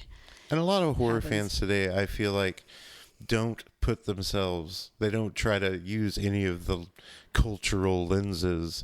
When watching an older movie, they're just like, oh, this is boring, this isn't scary. About like Texas Chainsaw Massacre and Night of the Living Dead, and it's like you have to at least somewhat try to put yourself into the shoes of someone of that era. And yeah, I don't get the thing with either, but Texas Chainsaw Massacre, it's terrifying. I don't care. It's the scariest movie ever. It's terrifying. It's great. But yeah, Jason's mom is the killer in this one, and I love the scene at the ending, the dream sequence where Jason pops out. Yeah, my mom, she said that was the scariest. And I thing do she'd wonder, ever like, seen. how did he get so huge in between? Nick Longmire asked the same Friday question. the 13th, like, there was 1 year in between. He's a those. drowned child, and then a couple years later, he's a deranged maniac with a sack on his head. It's like the next My year. favorite kill from this movie is the Kevin Bacon Or that's kill. the next day. I'm sorry. It's the Part next- 2 is the next day. It's the next day. Yeah. Wait, is it? No, it's like 5 years before. Part 3 is the next day. So anyway, to whatever. research for this interview, I did within the last 24 hours watch parts 6, 8, 9, and 10. I'd never seen 9 or 10, and then I was watching 9, and I was like, "Oh, is that Franny or Rennie from part 8?" Rennie It's like, is- no. They do look alike. So I had to. So I ended up going back and rewatching 8. And being like, oh, this has nothing to do with it. And then I was like, wait, is that Tina from part 7? They don't even And look no, alike. it's not. No. The Tommy Jarvis arc, kind of, watching it years and years later for the first time, it's like, is this a continuation? Well, the Tommy There are Jarvis 12 movies. arc I've only just- seen the first 10. I've never seen Freddy versus Jason. Never seen The remake. The remake. That's Correct. okay. I think we can do without that. That's fine. But yeah, I think the most iconic kill from that's the Kevin Bacon, and 1 and 4 are the only ones Tom Savini did the special effects for. I think there's one I like better from the first one. I can't And remember my what it number is. 2 lead-in is the other movie Tom Savini did the effects for. That would be part 4, the final chapter. I think it is That's actually really my well number 2 made also. and really fun. I'm a Corey guy from back in the day. Where's Haim? Where's Haim? I mean- He's been replaced by Crispin Glover. Right, and the who's a Magic good Dance. replacement, by the way. But this is before River's Edge, so, and he's like all like kind of like hot and stuff. Oh, super hot. Yeah, Super except hot. for he's a dead fuck. So, Well, that's what they say in the movie. I really enjoy the banana girl that gets killed in this one, and my favorite Jason Jason gets killed, not a Jason kill, but is the Corey Feldman when he initially gets that machete to the face of Jason. I think it's excellent, and then he just loses his mind and wails on him. Wait, To the point where the Banana girl's Girl. like, What are you talking about, Banana Girl? Are you talking about the girl on the raft? The girl that's eating a banana Oh, at the but beginning. that, but it, yeah, okay. I think it the might be hippie the girl, first the girl hippie that gets. girl. Yeah. It's I think I enjoy it when people are eating when they get killed Well, it's also or drinking. Apparently, Well, they have to die if but they're yeah. drinking. for number 2, I have number 4. My number 3 is part 6. Jason Lives. I think it stars one of the stars from Return of the Living Dead, and that's The one of my best Tom. favorite Well, movies. He's the best. yeah, He's the Corey best Feldman's adult a Tommy. good Tommy. Yeah, but the he's second best one just adult wasn't. Tommy. So. Yeah, Tommy in part 5. Sorry, Brad. Tommy in part 5 is the least. Well, effective he was. Tommy They Jarvis. wanted him to be in the 6th one, but the actor had become religious. Well, they so wanted he didn't want him they to do wanted it. Corey to come back for part 5, but he does for a second at the beginning. But he was working on the Goonies. Yep. Which, Working on the I mean, Goonies. Nick hates the Goonies, by the way. Ooh, Boo. that's strong Yeah, words. he hates it. But I would pick the Goonies over part 5. There's some things from my child at least, like Conan the Barbarian, Princess Bride, Goonies. Yeah, for sure. Gotta have it. At least like the parts at the beginning where they're like all joking around. That's my favorite part. Yeah, one of my favorite dick jokes. Okay, so wait, your number 3 was My number 3 is part 6. okay, Jason and well, Lives. and that was a smart one, and I think it's also a precursor to Scream. That one, it has It's very a lot of like self-referential. yeah, The like I love the happy face kill. The guy the gets American his face. Express card. Yeah, the American Express card. I also enjoy the when the drunk gets the broken pint bottle shoved in his neck. I imagine it if The it stayed with cemetery longer with that, keeper? that would be like a bottle of blood you could drink if you. Is that the stood there. cemetery keeper? Yes. Yeah, it was a right. submission. Okay. The like Trying to I think cover they his were own ass. trying to He's like, make him, I don't know what you're talking about. they're trying to kid." make him a crazy Ralph character, but that didn't really work. But I love crazy drunk characters. They get killed early. In Mad Men, one of my other favorite camp movies, the first person that dies, this is a long-haired, dirty drunk man. unfortunately, Like, in is that real me? life, all we see is like our friends becoming alcoholics and then dying from liver damage. So Oh. we don't get Or murdered ODing. by slasher killers. Yeah, those are my favorite 2 kills from 6 from 86. My number 4 is. Oh, right. I'm sorry. Mike is doing his favorite kill from every movie, so it's not going to be a Yeah. separate list. Oh, sorry. No, I it's do. fine. I guess I have an over. Yeah, it That's works. fine. Do it Eh? that way. So number 4, I got 1993's Jason Goes to Hell. I had never seen this before Fallen. yesterday, and I thought it was a lot of fun to watch. The tie-in with at some point the Necronomicon from the Evil Dead series is focused upon, and the dagger that she uses is also part of Evil Dead lore. I you know what? My girlfriend spoiled it to me. She's like, "Oh, Freddy Krueger's in this movie." I've never At the seen it very before. end, at the very end, You know, so the- and this is like with comes up, 30 yeah. minutes left. She's like, "Oh, I didn't know Freddy's in this." It's like, nice spoiler there, lady. I will say this, even though I have the Jason Goes to Hell X and Freddy vs. Jason in my list, I only own 1 through 8 because I only think I think those are the only ones that are like. worth This is having. for you know how Halloween 3 doesn't have Michael Myers. This is the most close to Halloween 3 that I think this franchise Really, you goes don't think because it's Part just 5 was so, the most like that? Not so much because you still have the imagery of a man in a hockey mask Oh, yeah, this isn't killing like a teenagers. totally This different one's just totally out of left field, in a better way, as we'll see, than Jason X. I feel like the gore was really ratcheted up a notch here in 1993. Okay, what's the weird stuff that happens with the cat? Like, isn't there some weird scene with like genitals or like some kind of like I don't remember a dick blowjob scene or something? or a blowjob or Okay, anything like I don't that. know. There is a really cool. This guy gets so Jason in this one. Oh, it's towards the beginning. There's this.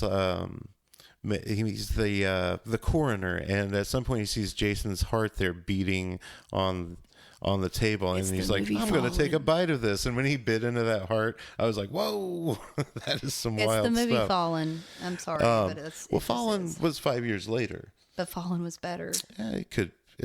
There's no Denzel. Well, there's no John Goodman, and when you don't, John Goodman's in anything. Like, But so my favorite kill in this, Jason, after the heart is eaten, he can transfer himself to other people by like kissing them, I guess. yeah, oh this yeah, this I do thing like comes the out of his diner mouth. lady in that. But so this cop at some point has the soul of Jason in him, and he's killed by a good guy with a splash of ass on the face. And he just starts melting, and his jaw, like at some point, drops onto the ground. Yeah. Or like he's on the ground. He tries to lift himself up, and his jawbone just sticks to the ground. It's really nice, kind of reminiscent of an Evil Dead type of. Yeah, they were also demise. letting more. Go I also noticed at that Kane point. in this. Like Jason is Yeah, he is barely in in the this movie at all. Like maybe whenever you can see him in a mirror, I think. But Kane plays a security guard towards the beginning who gets killed. I by think it's Jason. pretty interesting. He looks that, like Diamond Dallas. He looks like a professional wrestler. How is Kane Hodder never a pro wrestler? I mean, maybe he does it. I don't know. But I think it is interesting that at the beginning of that movie, you're expecting it to be a Jason movie, and he gets killed. Like, I mean, for they like have, like, obliterated. 100 yeah, like, I mean, there's no way FBI. you're like, well, what's going to happen now? He gets blown to bits. yeah. But a lot of crazy shit happens apparently. So But next one. So my number 5 is number 3. I love the 3D gimmick. It's good. Whenever they do something that's obviously, and I've never seen it with 3D glasses, but It made me sick. they was during that they did Jaws 3D. It was a good gimmick. Silent Madness and I really was get a kick out another of one in 3D. That slasher maybe that no one's ever seen, but I have. But it was in 3D. But it has everything you want in a fun, jokey Jason movie. Except for the final girl is really whiny, but Hey. But with number 3, I really like Shelley, the guy who finally that's who gives him provides the hockey Jason mask, the yeah. hockey mask. I do like Shelley. And he's a really nice guy too, apparently. I mean, I've heard him in interviews. But I think it's been mentioned, but the handstand kill is a great gimmick, and also the 3D eye pop gag. Those are my favorite kills from those. Yeah, I think that with the eye pop gag, it just looks. I gave this the extra kill, like I didn't give Jason X an extra favorite kill because I just really did not enjoy the movie. So I have 2 kills. Those are my 2 kills from part 3. I don't know. I like the eye popping out, but the head looks so fake to me that that's why I like the spear gun to the eye better. It looks more real. And it's also got the gimmick, the 3D gimmick with it. So any 3D gimmick is a good gimmick. The yo-yo, even the yo-yo. Oh, the yo-yo is wonderful. So for number 6 down the list, I have part 2. It's the other pretty low. 1 and 2 are the more serious, Yeah, but that's very low. They don't have the humor as much. 2, I really it should be said, aside from Jason X, and like I said, I haven't seen the remake or Freddy vs. Jason, I really like all of the first 9 a lot. And to be honest, I didn't think I was going to like 9. I thought that you thought you wouldn't like Jason I thought that 2003 and the 93 would be the weakest just by virtue of being the latest. But like I said, 9 shot up my list with its over the top wildness. And yeah, I do enjoy 2. I probably need to rewatch it. But like I said, the sackhead works. My favorite kill is the wheelchair machete face. That's everybody's favorite. It's great. It's I like Russell Todd's death. Russell Todd's death is really good. It's not my favorite, but I imagine being hung upside down like that is really fun. And he's had to do it in 2 movies. He did, and He Knows You're Alone too. Big fan of Chopping Mall as well. Let's see. He's so hot. I hate to have 2 solo. There could be something to be said for the fact that 2 being lower on my list is maybe due to 1 being so high, because like I said, I really like the Tommy Jarvis angle. 9 was batshit. 3's got the fun 3D stuff. The kills got really, really edited on in 2. I feel like 7 and 8 and 2 have way less gory. 2 and 7 were the ones that others. were crazy edited. 9's just crazy over the top. 1 and 4 had Savini. But also with 1, they didn't know what they were getting, so they didn't really edit. They didn't know what was going to happen. And, I do really enjoy the beginning of 2, where the final girl from the first one gets killed. Gets killed at the beginning. Is it Annie, right? I think so. Yeah. Don't quote me on that. Yeah. Okay. Is it? It is. Okay. So number 7. Number 7 for me is part 5, and it was really I was very the arm Arsenio. Woo woo woo. I was very 2 for me. 2 and 5. It was just edged out. Number 5. That's shocking that 2 would be 2 wouldn't be further up for you. I mean, like I said, it's my favorite. I actually have arrows indicating that I put 5 above 2, but I already talked about 2. So to be honest, I slightly like 5 more than 2. What is? Okay, you know what put it over the top was Miguel Nunez, also from Return of the Living Dead. Miguel Nunez as Demon and his girlfriend, the singing in the shitter. That's the enchiladas. That's enchiladas. That's enchiladas. Yeah. I do like him a lot. That's so much fun. With number 5, I really like the leather strap kill where he has the guy with up to the tree with the You branch just like twist. that girl's tits. I do. They're amazing. I don't know anyone that could say no to that. The baby in me lives on. Milk. Oh my God. Nom nom. Oh, wow. Well, she does have, they're very large and nice. So anyway. Like I said, I just recently watched 8 again. Like, it was actually probably the second, it might have been the first Friday the 13th movie that I saw any of. And I remember really enjoying it, but rewatching it, it really bothered me that he started teleporting out of nowhere. He never does it again after 8. Mm-mm. He never did it before 8. But it seemed really lazy. He's like, oh, some lady's running down the stairs and he's on top of the stairs and he just appears at the bottom of the stairs. I think Nick and I decided it should have been called teleporting Jason. Jason goes on a cruise to Manhattan. Takes a cruise. Jason Yeah. takes a cruise to Manhattan eventually. It's a lot of fun, but it is really The guitar death is pretty 8 cool out in of that 8. The Julius kill.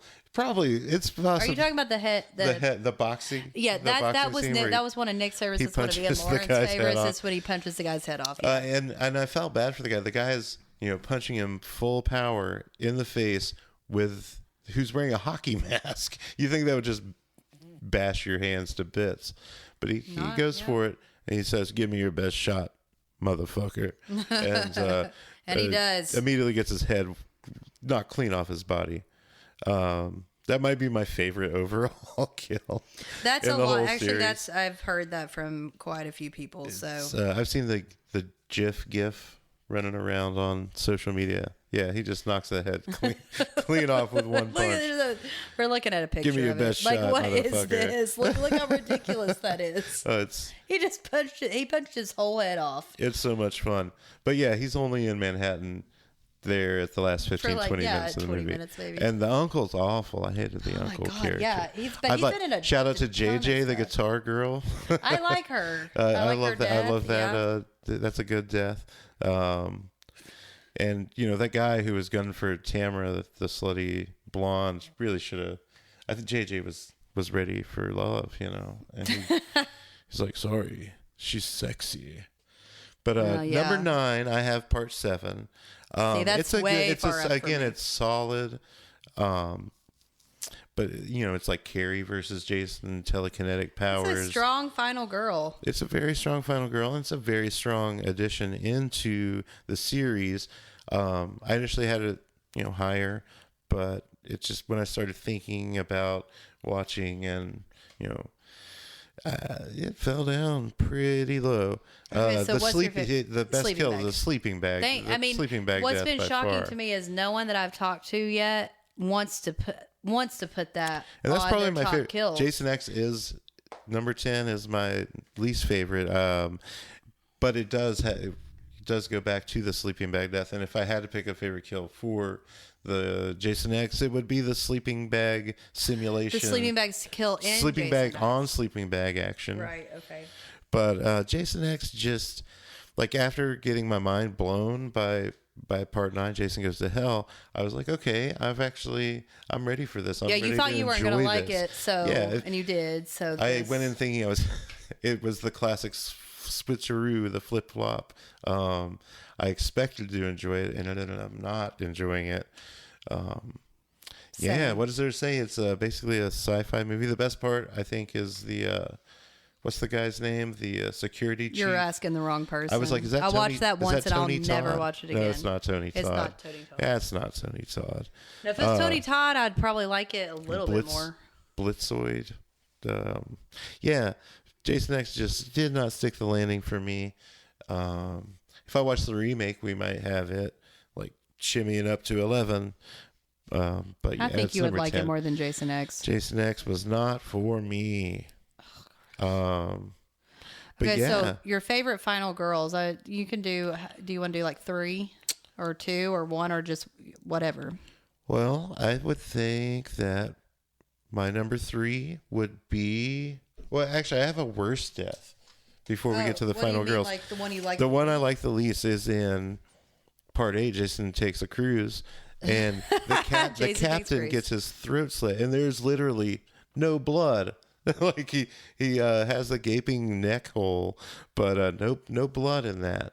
And I was like, what's going on You know what here? I've always heard about when the MPAA like makes cuts in movies, Damn them. they especially do not like any kind of facial mutilation or like the neck area. Okay. So they a lot of times they'll ask. They won't cut like really awful other stuff, but like if it's having to do with the head, like the eyes popping out in part 3, that they cut that by a few seconds and stuff. They have a huge issue with like any type of face neck stuff. Okay. So for the final girls, I'm actually gonna throw a bone to part 7 and say Tina is my Tina number is a 3. strong final girl. She's the best part of that movie.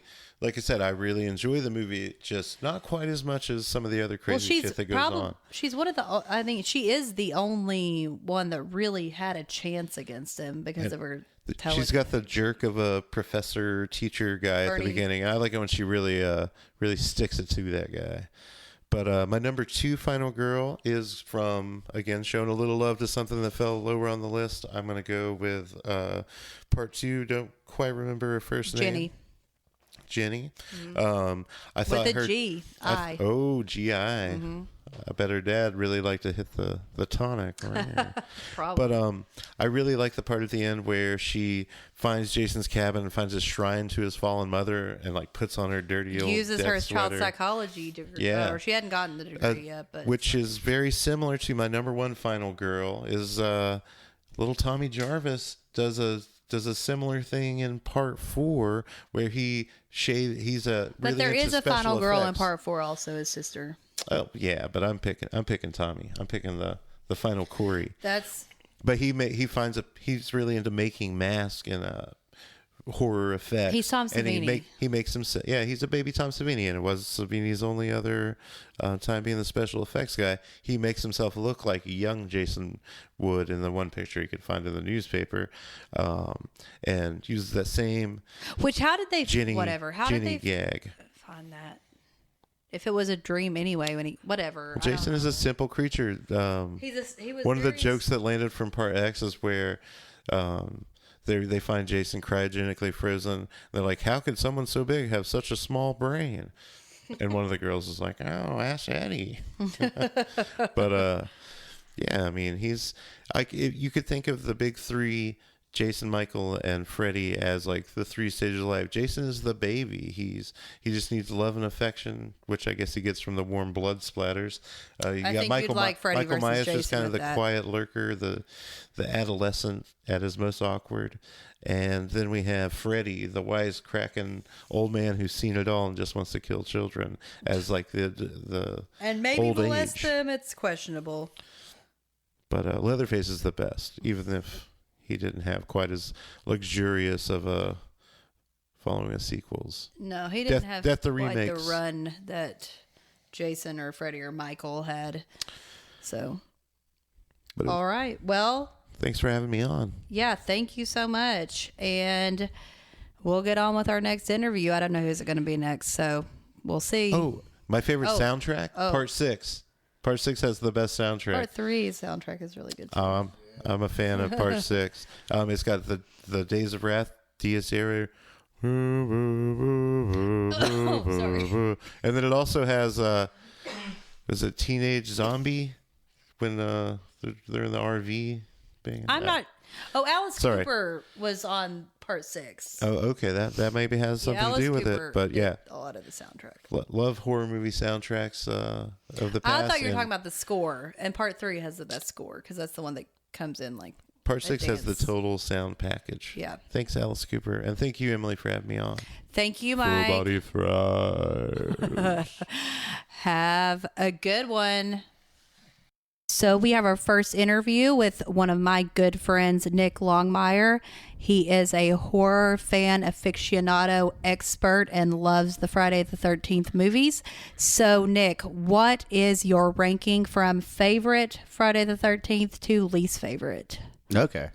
Well, my favorite is part 3. The reason? Do you want to know the reason? Yes, I would like to know the reason. Oh, okay. So that's what this is about. Well, I think I think the series hits its stride at that point, and I'm not only referring to Jason getting his iconic mask. I think it's cool because, like, I think all the hijinks of like the campers getting like sleazily laid and like the drugs where they're literally referring to them as doobies is probably where it starts getting like more ridiculous and like kind of more away from like. I think the first 2 were actually trying to be like really, really decent movies, even falling short of that a little bit.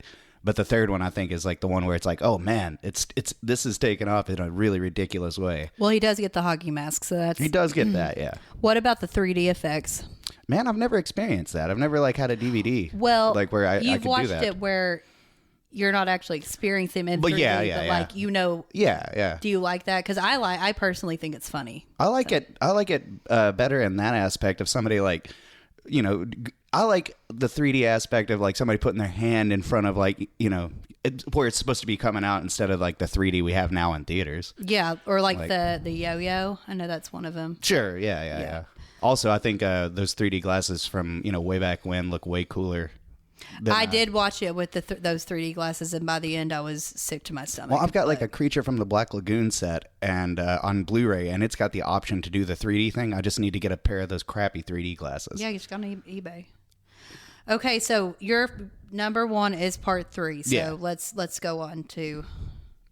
Well, I mean, naturally after that, I think it would be part 2. Like, part 2 is really good. I enjoy the potato sack or whatever he's got over his head. He's creepy. Yeah. I also like that you get to see it, like his digs where he lives. Oh yeah. Like there's a beautiful shot of a toilet in that I'll never forget. And I don't know why anybody, especially that dumb cop that like finds it, is like hanging around that like joint. Like I understand this is like before the advent of methamphetamines, broad spread across the United States, especially the wilderness.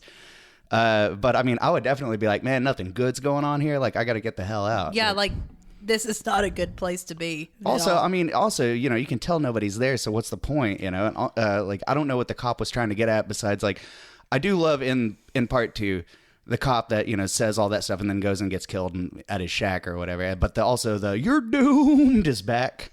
Oh, and well, he dies in that. He dies in that one, and that's a good And I scene, think too. they should have kept. I think they should have kept it honestly for a lot longer. I don't think they should have killed him off. I think they should. I agree with that. I can agree with that. He was an endearing character, as redneck as he was. Also, when the cop goes into the house or the shack or whatever, this is the same place that the mom's head is, right? I think so. But he doesn't see any of that.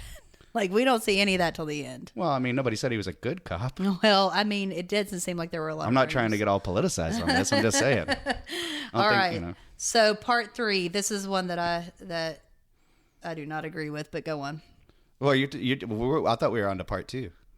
Well, this is your third favorite. Oh my. Okay. So, Takes Manhattan. Part 8.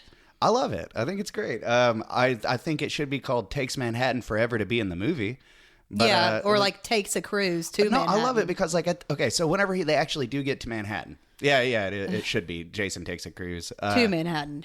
Yeah. Eventually. So whenever they finally do get to Manhattan, though, like there's a couple scenes where like he's chasing people down the streets of Manhattan, and I love the old portrayal of like how New York is supposed to be in the movies of nobody has time to even care, and it's like this is literally like a monster walking down the street, and nobody bats an eye, nobody cares.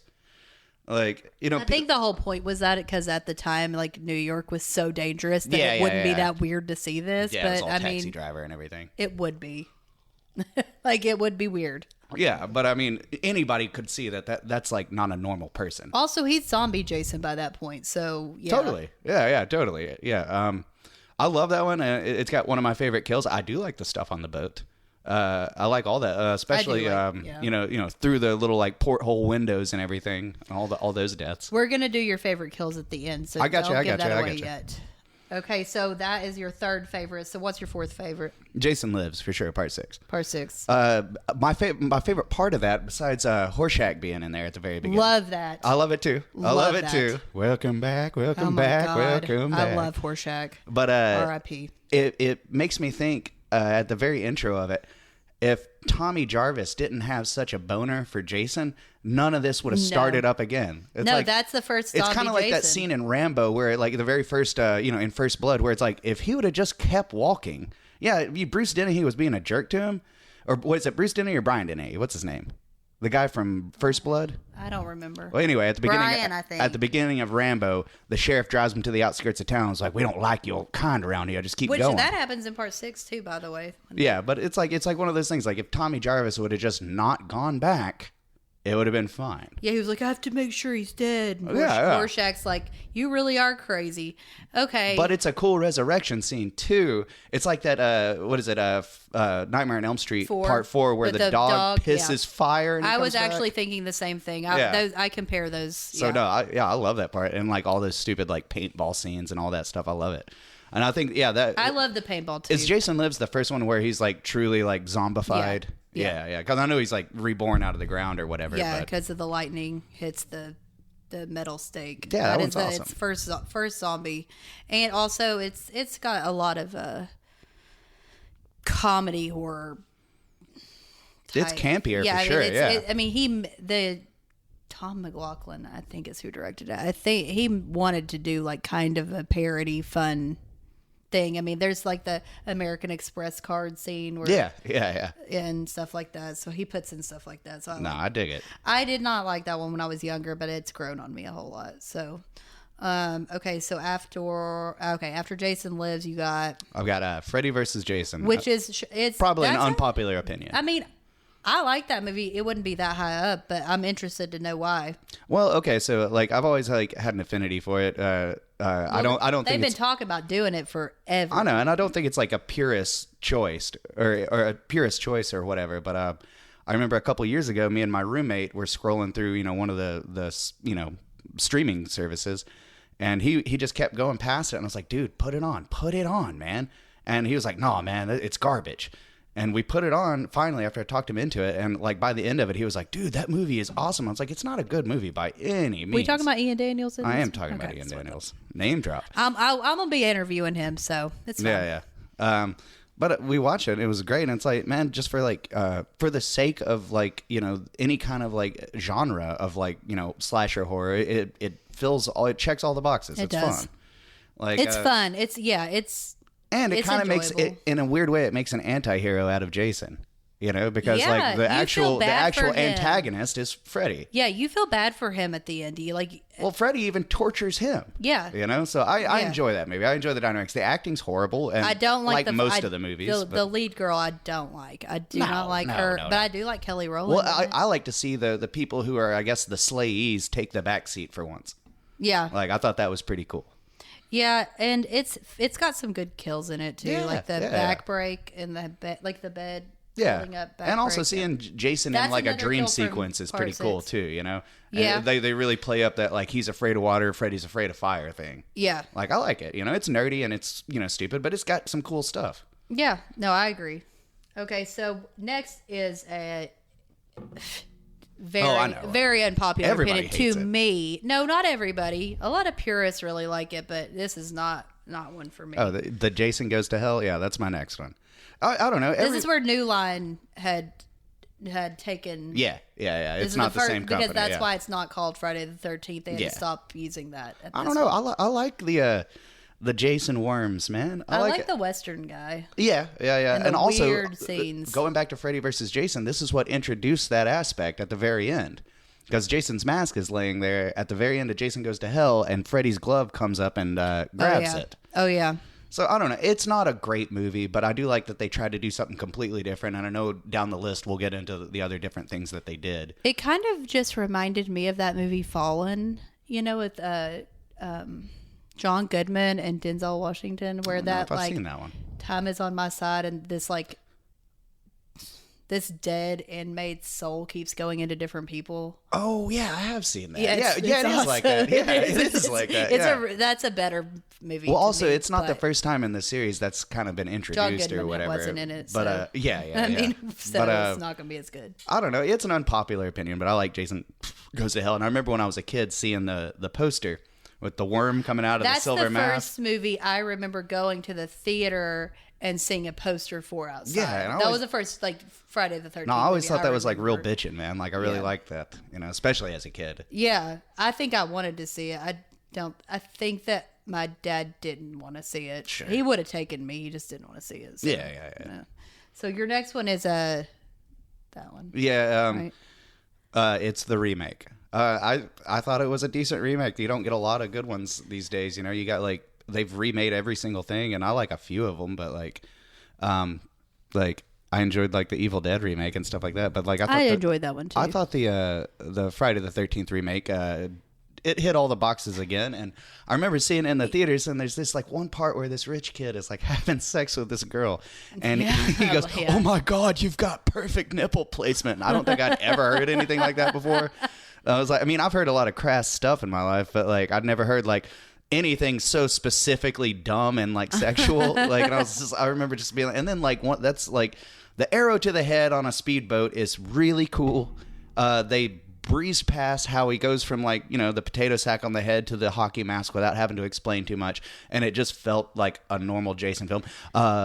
They did the like mama stuff real well, like with the time they had allotted. I think they nailed the character. Yeah, I honestly I like the guy that plays Jason. Yeah. I've seen him in other stuff. He was actually in oh God, it's Hatchet 2 maybe, and I liked him in that. I think, and he's a fan. I do think with the remake that if they had had more with the kids that go up there and less with that brother and sister story. Yeah. The side I would have story. liked it more just because that would have made it more like straight slasher. But I mean, I get why they did it because they needed to introduce like a bunch of aspects from more than one movie. Yeah, they only had like an hour and a half, and they had like 7 or 8 movies to cram in mythos of. I mean, also didn't it come out the same year as not the Nightmare on Elm Street remake, which was probably unwatchable, inferior to say the least. I mean, even with that kid from the Bad News Bears playing Freddy, I love him, and he was awful. I do too, man. I do too. God, that movie was awful. No, it was very bad.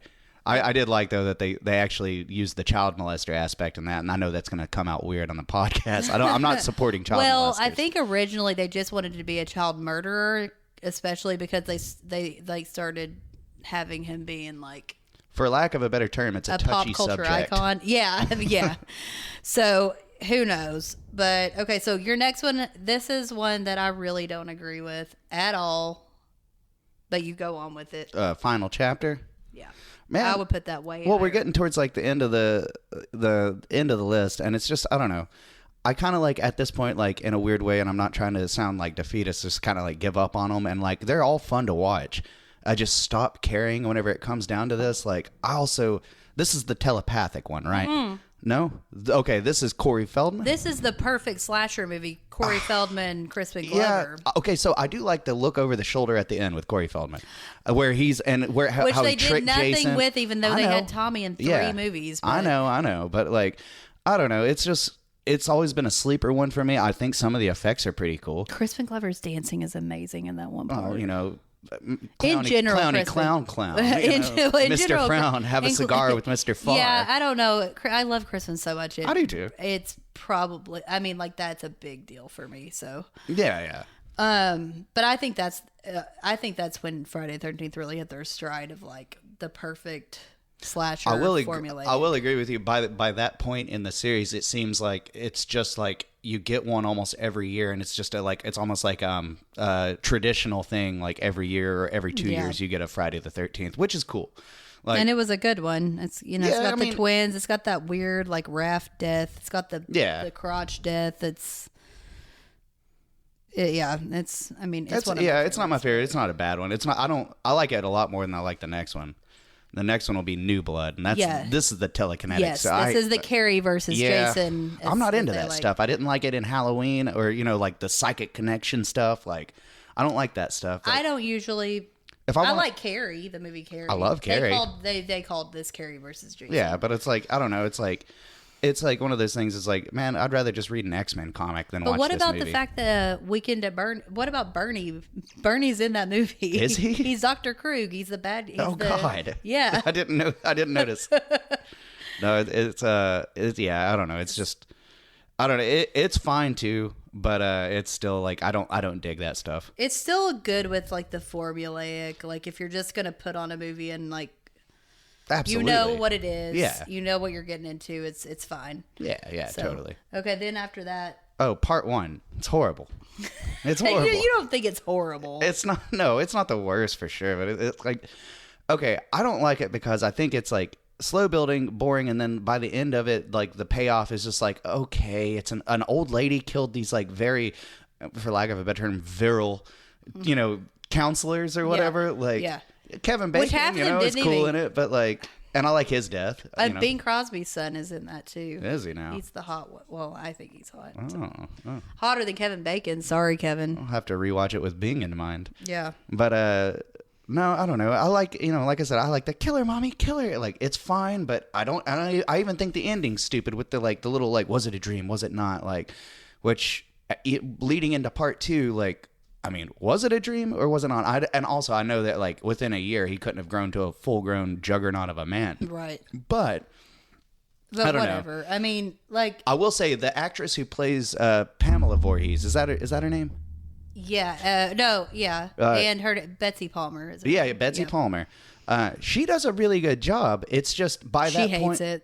by that point, the suspense is gone, and you're just like, and then when you find out she's the killer, it's like, well, it's not really scary anymore. But it's a means to an end, or it's a means to a purpose of the series. It started I also it up. think if it had been a standalone movie like it was supposed to be, Yeah, and but it hadn't had so much success, and they were like, we gotta make Yeah. these sequels, and Jason's gonna be in them, and we hadn't gotten Jason from this, I think probably I would like it. I think a lot of people would like it more. A lot of people do think it's the best, but I think that a standalone, it's great. But when you look at it in the like with all the other movies, which I think is probably the best franchise in my opinion, it's just it falls short in a lot of ways. Yeah, like I said, it started it up. We got So- Tom Savini doing some really good effects. I mean, Yeah. Well, he didn't come back until what, part 4? Part 4. Yeah. Okay. No, I love Tom Savini. I don't think he did part 2 or 3. No, he was. I know he came back for part 4 because it was Well. supposed to be the last one. He was going to kill him. Okay. So, No. okay, we've got what's next? A new beginning. This is part 5. Hey, Brad Fowler, hope you're listening to this.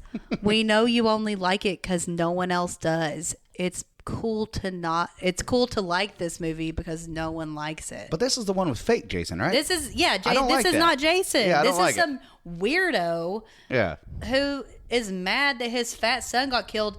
By the way, when he got the chocolate on those sheets, that irritated the hell out of me. And why are you going to be going up to some guy anyway with an axe? That's clearly insane. Yeah. Whatever. And No, that's his son. So That one is probably. that guy directed Evil F though. The fat, I've never the seen fat that. guy. Well, you would need to. It's so good. But no. I think New Beginning is probably the weakest in the original series. Yeah, as the far as it 1 goes, through the 8 or classic. whatever. Yeah. Definitely the weakest, and like, I don't know. I don't care. It's like It's weird. It's like I got into an argument with my roommate about New Nightmare. Ian Daniels. And Ian Daniels. And, he was like, it's not a Freddy movie. And it's like, but it's still good. It's a Wes Craven movie. This one, not so much. It's like, I agree with him in that aspect. Like, this isn't a Jason movie. No, Like, it's not. no, it's and not. The mask is different. Yeah, That totally. has the Yeah, blue, the blue on it, and- right? yeah. And the final girl, she hated doing this movie, and you can tell. But I like Reggie. I like that little kid. He's funny. Yeah. But Tommy is total. Like, Tommy has no personality. No, totally Like, not. Yeah. If you're gonna use, they wanted to build him into. Obviously, he was in 4, 5, and 6, and he is so uncharismatic. And like, who cares? I don't care if he dies. But isn't it like a different actor in each of them? Yeah. So there's a problem there. Like nobody can figure out how to flesh the character out. The reason that character would not come back for 6 is because he became religious. He's like over that now, I guess. But I forgot how honestly, satanic these movies were. Honestly, yeah. though, part 6, I like that Tommy better. He's also in Return to the Living Dead. Oh yeah, Like, yeah, I yeah, love yeah. him. Totally. No, he's great. Like, even so, even though he good move. even though he brought back Yeah, zombie yeah. Jason, and it's Like, the whole reason. Like, no, it's your fault, man. like you couldn't just leave things alone. But, Yeah. But Okay. and then after that, it like the worst one I think is Jason X, man. That I ninja agree. android. I do not like sci-fi. No, it's like there's some good scenes we were talking about earlier with the holodeck. I like that. I love that, but I it love happens Star for, Trek and stuff like how that. long does But it last? Like 5 minutes, maybe. not even that. Yeah. But no, it's horrible, and it's like It has that good kill. I do like the kill with the the face in the ice and then him. Yeah, I mean, yeah. that's cool. But also, it's like, dude, you're on this like, billion trillion dollar spaceship or whatever, and people like leave it alone, and somehow it malfunctions and rebuilds Jason. Like, it's stupid. It's like and it's like his like he's gonna fight against an android. She's not even good at it. Well, I mean, the series has never been like keen on good acting, but she's by far the worst actress. She's not a good android. Like, No, I mean, you don't have to be a good actor to be an android. It's a robot. It's cheesy. It's hammy. I don't like it. I can't even. This is the one that I can't even watch knowing it's bad and have fun with. Oh, I won't even. I won't ever watch this again. Like, I've that tried. one girl dies just by being like pulled out of the spacecraft. Like, she doesn't even die by him. Like, she just gets pulled out from the force of space. Whenever what is it, Leprechaun 4, Leprechaun in Space is a more watchable film. Like, I don't know. And I can't do space. And nothing against Kane Hodder, man. Like, he's always a good Jason. But I don't know. It just like the makeup's good. I like the effects. I just don't care about the story. And I mean, mind you, that's reaching. But it's still like one of those things of just like, it's the least favorite. I mean, and then after that, of course, I'll say the TV series, which has nothing to do with anything. Like, I don't even know how that became a thing. I don't even know if I've really watched the TV series. I've seen like 2 episodes whenever I was a kid. Was this the one that had to do with like the box or something? Like the surround, it was like a curio whole... shop or something. Okay. I don't know how they got that name or what it was supposed to be. I can't remember what the Nightmare on Elm, like, if it's just stories. I think that's what it is. Okay, because this one has like a... I mainly just wrote that down for a joke, though. And know that guy was... the guy in the TV series was in Jason Goes to Hell, I think. Was he? Yeah. He's like one of the main guys in it. I haven't seen enough of it. I couldn't believe they had like more than one season when I looked it up the other night whenever you asked me to do this. Well, and I also... Okay, so let's talk about, first of all, because we're almost done here. Let's talk about your favorite kills, and then I want to actually talk about our favorite final girls. Okay. Favorite kills? Yeah. I've got 2 of them. Okay. Obviously from Takes Manhattan, the knocking the head off. But I've got to give it to the one dude who decides to finally stand his ground against Jason. That's cool. Yeah. Like, doesn't work out, but... But just the sheer physics of trying to... Like, however that would ever work. This punching the guy's head off, and then doesn't it just like fall into the water, into the ocean? Yeah. Like, it's like, and also, of course, the one dude who stood up against Jason was a black dude. No white chicken shit, dude would ever do it. But it was like, fucking rock on, man. Hell yeah. Same with like Reggie from Part 5. Yeah, I guess you're right. He was like, I mean, I think he lives, and he's like a strong character. Yeah. So way to go, Friday the 13th, for not having the... I guess that's progressive. I don't know. Well, I mean, usually it's the black guy dies first, the black girl Yeah. Listen, we have two examples here. Yeah. Where that does not happen. Second favorite kill, though, just because it's so cruel, is in part 2, the machete to the head of the dude in the wheelchair who rolls down off the stairs for a long time. Also, in these movies, isn't it supposed to be a thing where it's like, oh, you're killing the kids who do drugs or have sex or whatever? Like, he didn't get to. No, he was like Dudley. He was planning on it. And he was waiting. I mean, he might have if they give him a little more time. He was getting there, and she was going to get her brown underwear or whatever. Yeah, but everybody else was already doing it. Right. So they were going to have the beer bar in town where you famously had which that in one that guy. one the dude who really survives, I know her boyfriend survives with her. Well, no, he dies. Does he? Well, there's question about it, but there's like I know he gets like knocked out. There's questions about that, but apparently on the back of one of like the original scripts it says that like whatever, I can't remember his name right now. Sure. Yeah. But whatever his name is dead. Ah. Paul. It's Paul because I remember thinking Paul is dead and thinking, well, what if that's just a reference to Paul McCartney? Oh yeah. If you watch Friday the 13th Part 2 backwards, it'll tell you that Paul McCartney's dead. But okay, but who's the dude who stays in town? Ted. So Ted's actually the weirdo, the nerd, and he's just one of the guys. Yeah. He's the one that likes reptiles. He lives just because he's got a substance abuse problem. Yeah, just because he stays drunk at the bar. Yeah. And hits on all the regulars and everything. Yeah. So yeah, he's actually the smartest out of the whole bunch, even though she's a good final girl. We'll go that will take us quickly into best final girls. Let's just name like 3. I think 3 would be good. Three of the best final girls. Jenny from part 2. Yeah. Great. Totally. Number 1. I agree 100%.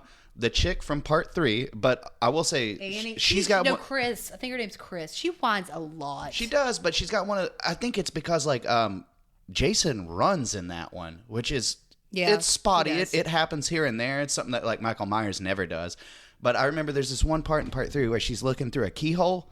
And he's coming up the stairs with an axe. Yeah. And man, the way it's like lit is like, it's like, dude, that's terrifying, man. Like, Jesus. And then when she looks back after she like, the car goes dead on the bridge and he's like scuttling down the bridge towards her. Yeah. It's freaky, man. It's I good. just think she's not as convincing as part 2, She's girl. too whiny the whole time. Like, she has this, like, PTSD from being attacked by him, I guess, or whatever. Okay, well, quick question. Would you consider the chick from the first one a final girl since she actually does die in part 2?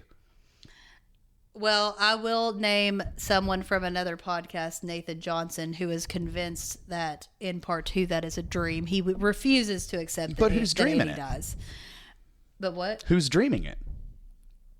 I don't know. I mean, like, I don't believe that. It's a little Like, how'd he convoluted. find her anyway? Whatever. Who is this guy? No. Where's he live?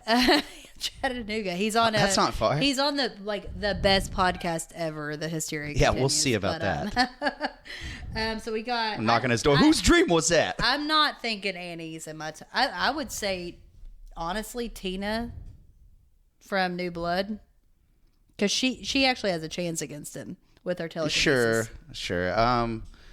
I don't know. There's not many good ones after that. Because Freddy versus Jason isn't about final girls, even though there are. Jason, I do like her. I like but see, really, that's a final guy and a final girl because you got Tommy, but the girl Isn't it the same kind of in Takes Manhattan? There's a final guy in that, isn't there? Yeah, because he turns into like a kid and then turns back. Yeah. That's Something like that. that's why nobody will date me. I do the same thing.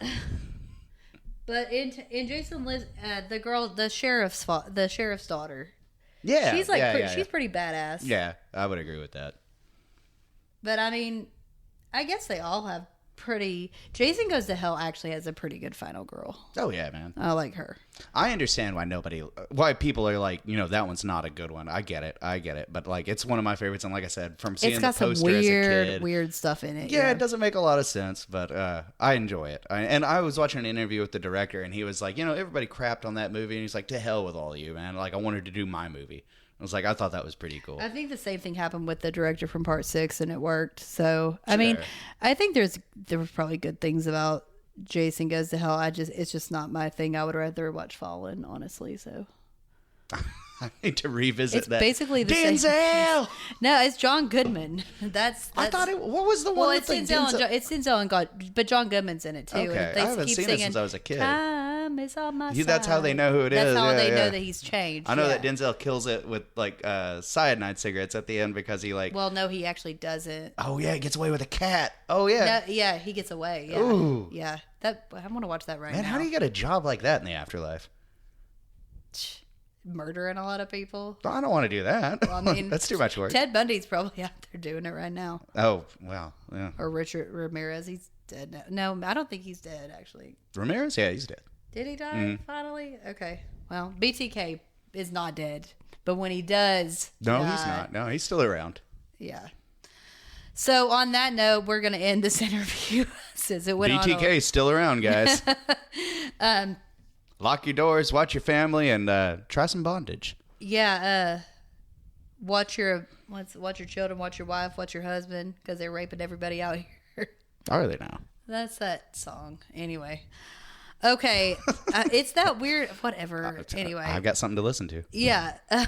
It's not a real song. It's a news story that they turned into a song. Pregnant pussy is the best to get. So, I was listening to UGK earlier. Oh, yeah. Not that one. Bum B, Pimp C. What's the other one? I'm so bad I can suck my own dick. Yeah. Okay. With that, we'll end this interview, and we'll be going into whoever's next. Maybe it's going to be Ian Lawrence. Maybe it's going to be Ian Daniels. Maybe it's going to be a fart in the shape of a swastika. We just don't know. We have no idea. Okay, so Bye, Nick. Bye, Emily. Thank you for having me. Thank you for giving me your list and giving me reasons. Yeah, totally. You actually did it, unlike Ian Lawrence, who maybe by the time I interview him has gotten his shit together. All right, well, toodles. I gotta go. TT, mama. Okay, bye. So we've got our second interview with one of my friends, Brad Fowler. We thought it was only fair to have him do his list after Nick and I called him out on loving Friday the 13th Part 5 so much. So here's Brad. Here's his list. He'll start with his number one favorite. Go on. All right. So we're starting. Yes, Part 5 is definitely my favorite. I think Part 5 is fun. I think that all I want out of a Friday 13th movie is fun. I want a good time. And I do think that Part 5 being a new beginning following Part 4 is a really good decision, because I do think Part 4 is probably the best distillation of the way people that don't watch Friday the 13th movies perceive them. Agreed. It is a man in a hockey mask chopping up teenagers for almost no good reason. Yeah, there's no good reason. Well, no, it's because his son. The son? Yeah, it's because his son gets killed. No, you mean Jason? I meant Part 5. Okay. Yeah. Okay. Part 5. And and that's the thing. It's like, I don't see why everybody has a problem with Part 5, because it's still a guy in a hockey mask chopping up people. I think. But it's not Jason Voorhees, so people. But with that line of thought, wouldn't every Friday the 13th movie not be a Friday the 13th movie because it's not Pamela Voorhees chopping up people? Right. I mean, my biggest issue is really not that it's not Jason. And it's not even at the bottom of my list. So my issue with it is that they're trying to move on with this Tommy Jarvis saga, and he's totally uncharismatic. I don't care about him. I don't like the final girl. She apparently hated making it. You can tell. I like Reggie. Yeah. But I mean, I just don't think there's that much interesting stuff that goes on. I don't think it's as fun. Yeah, see, and that's another thing too. I will say that USA Up All Night has a very strong hold on why all my favorites are my favorites. And I will say, as a kid, number 5 was the one that resonated with me. Reggie being a part of that. Did you watch it first? I don't know. I'm pretty sure the first memory I have of any Friday the 13th is probably Takes Manhattan. Okay. Because I could understand USA it Network used to run that every other Friday. For what seemed like 3 years when I was a kid. I remember but I'm not too sure. I think they were just showing different ones every Friday, but it just seemed like every other one was Jason Takes Manhattan. But I love 5. I love the way it ends. I love the kills. I love the rednecks in it. I do like the rednecks in it. I love the... I do like them. Why don't you shut the fuck up? That makes me laugh still. I don't know. I like it all, and I know that it's not like Jason Voorhees in quotations, but to me, it's my favorite one. I don't know. It's the gift that keeps on giving. But also, as I go down my list, I like all these movies. Right. I love everyone. I don't love everyone, but there are only 2 that I don't really love.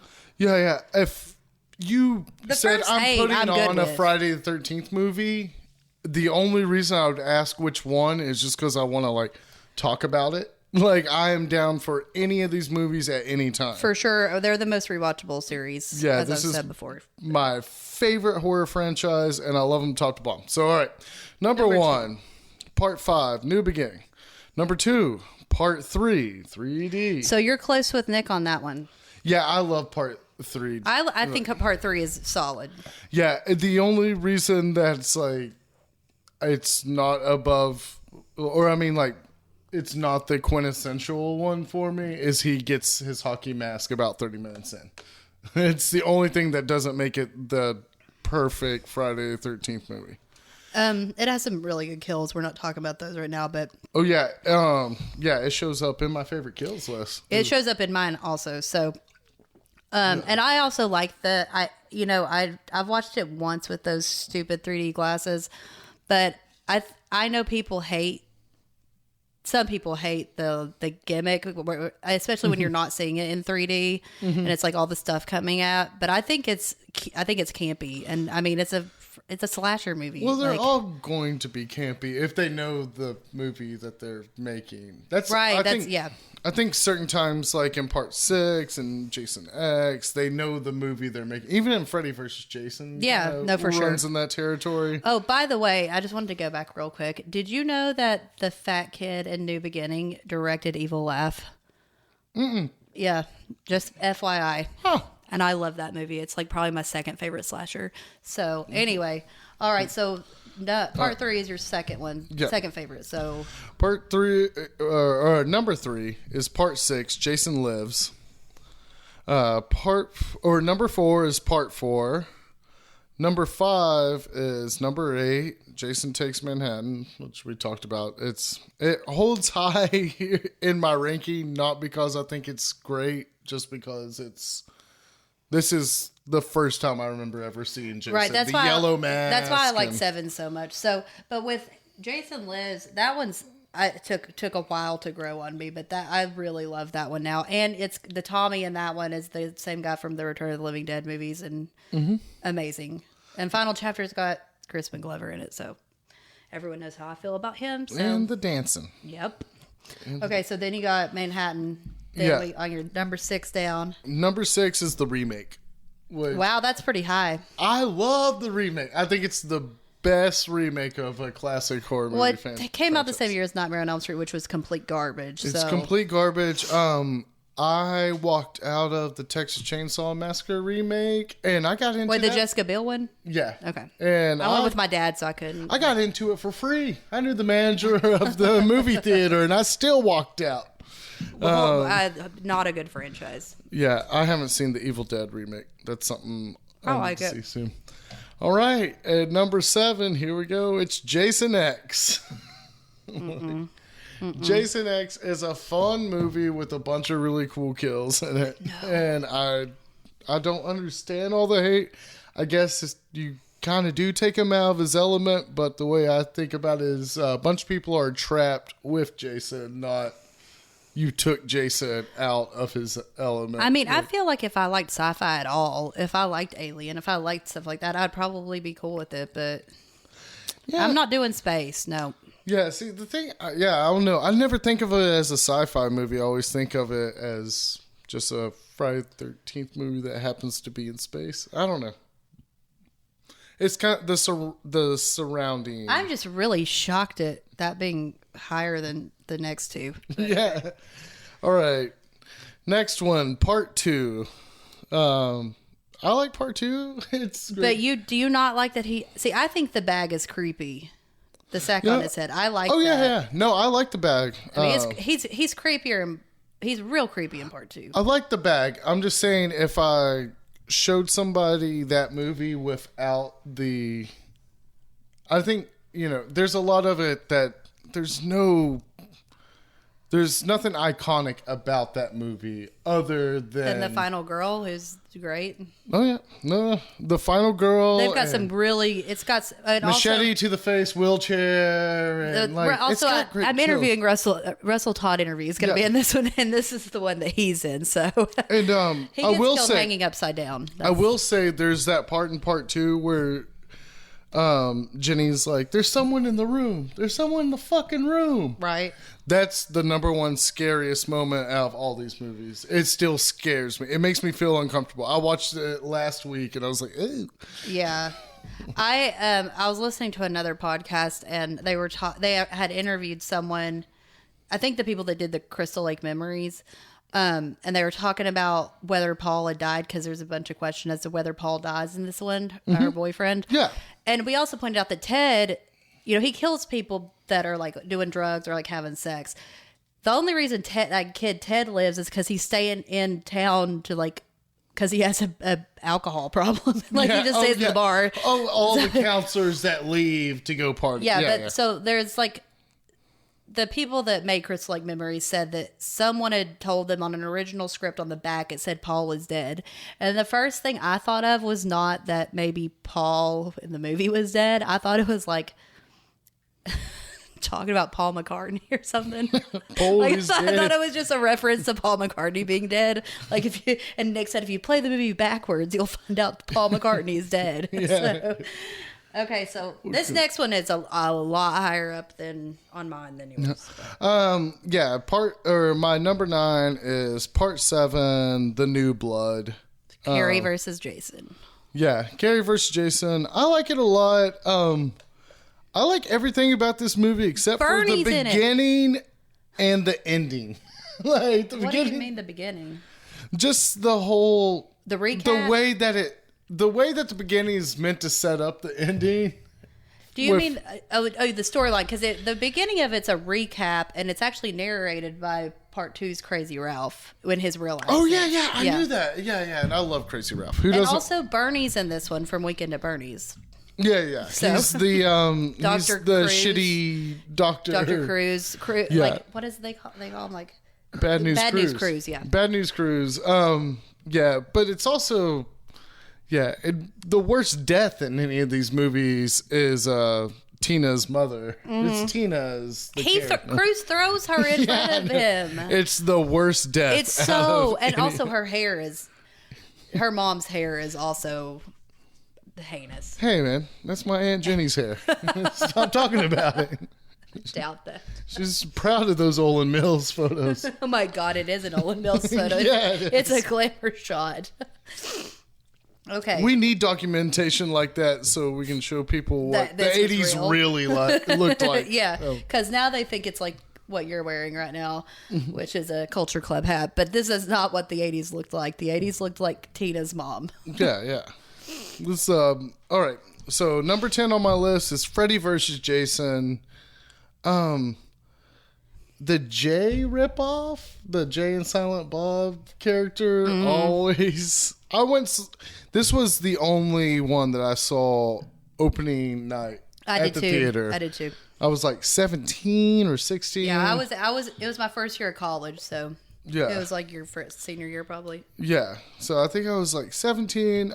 It's all right, but ultimately it's kind of one of those things. It's a dream thing. Yeah, the final girl is awful, but I do like that they meant for you to like Jason in that one. Because really, I mean, he's like an anti-hero in that one. We talk about that in Nick's, but like, because Freddy is really the bad guy. I mean, Jason's killing people too, but Freddy's like the real bad guy because he's like hunting fucking with everybody Jason in the movie. Yeah, he'll take anybody he can get. Right.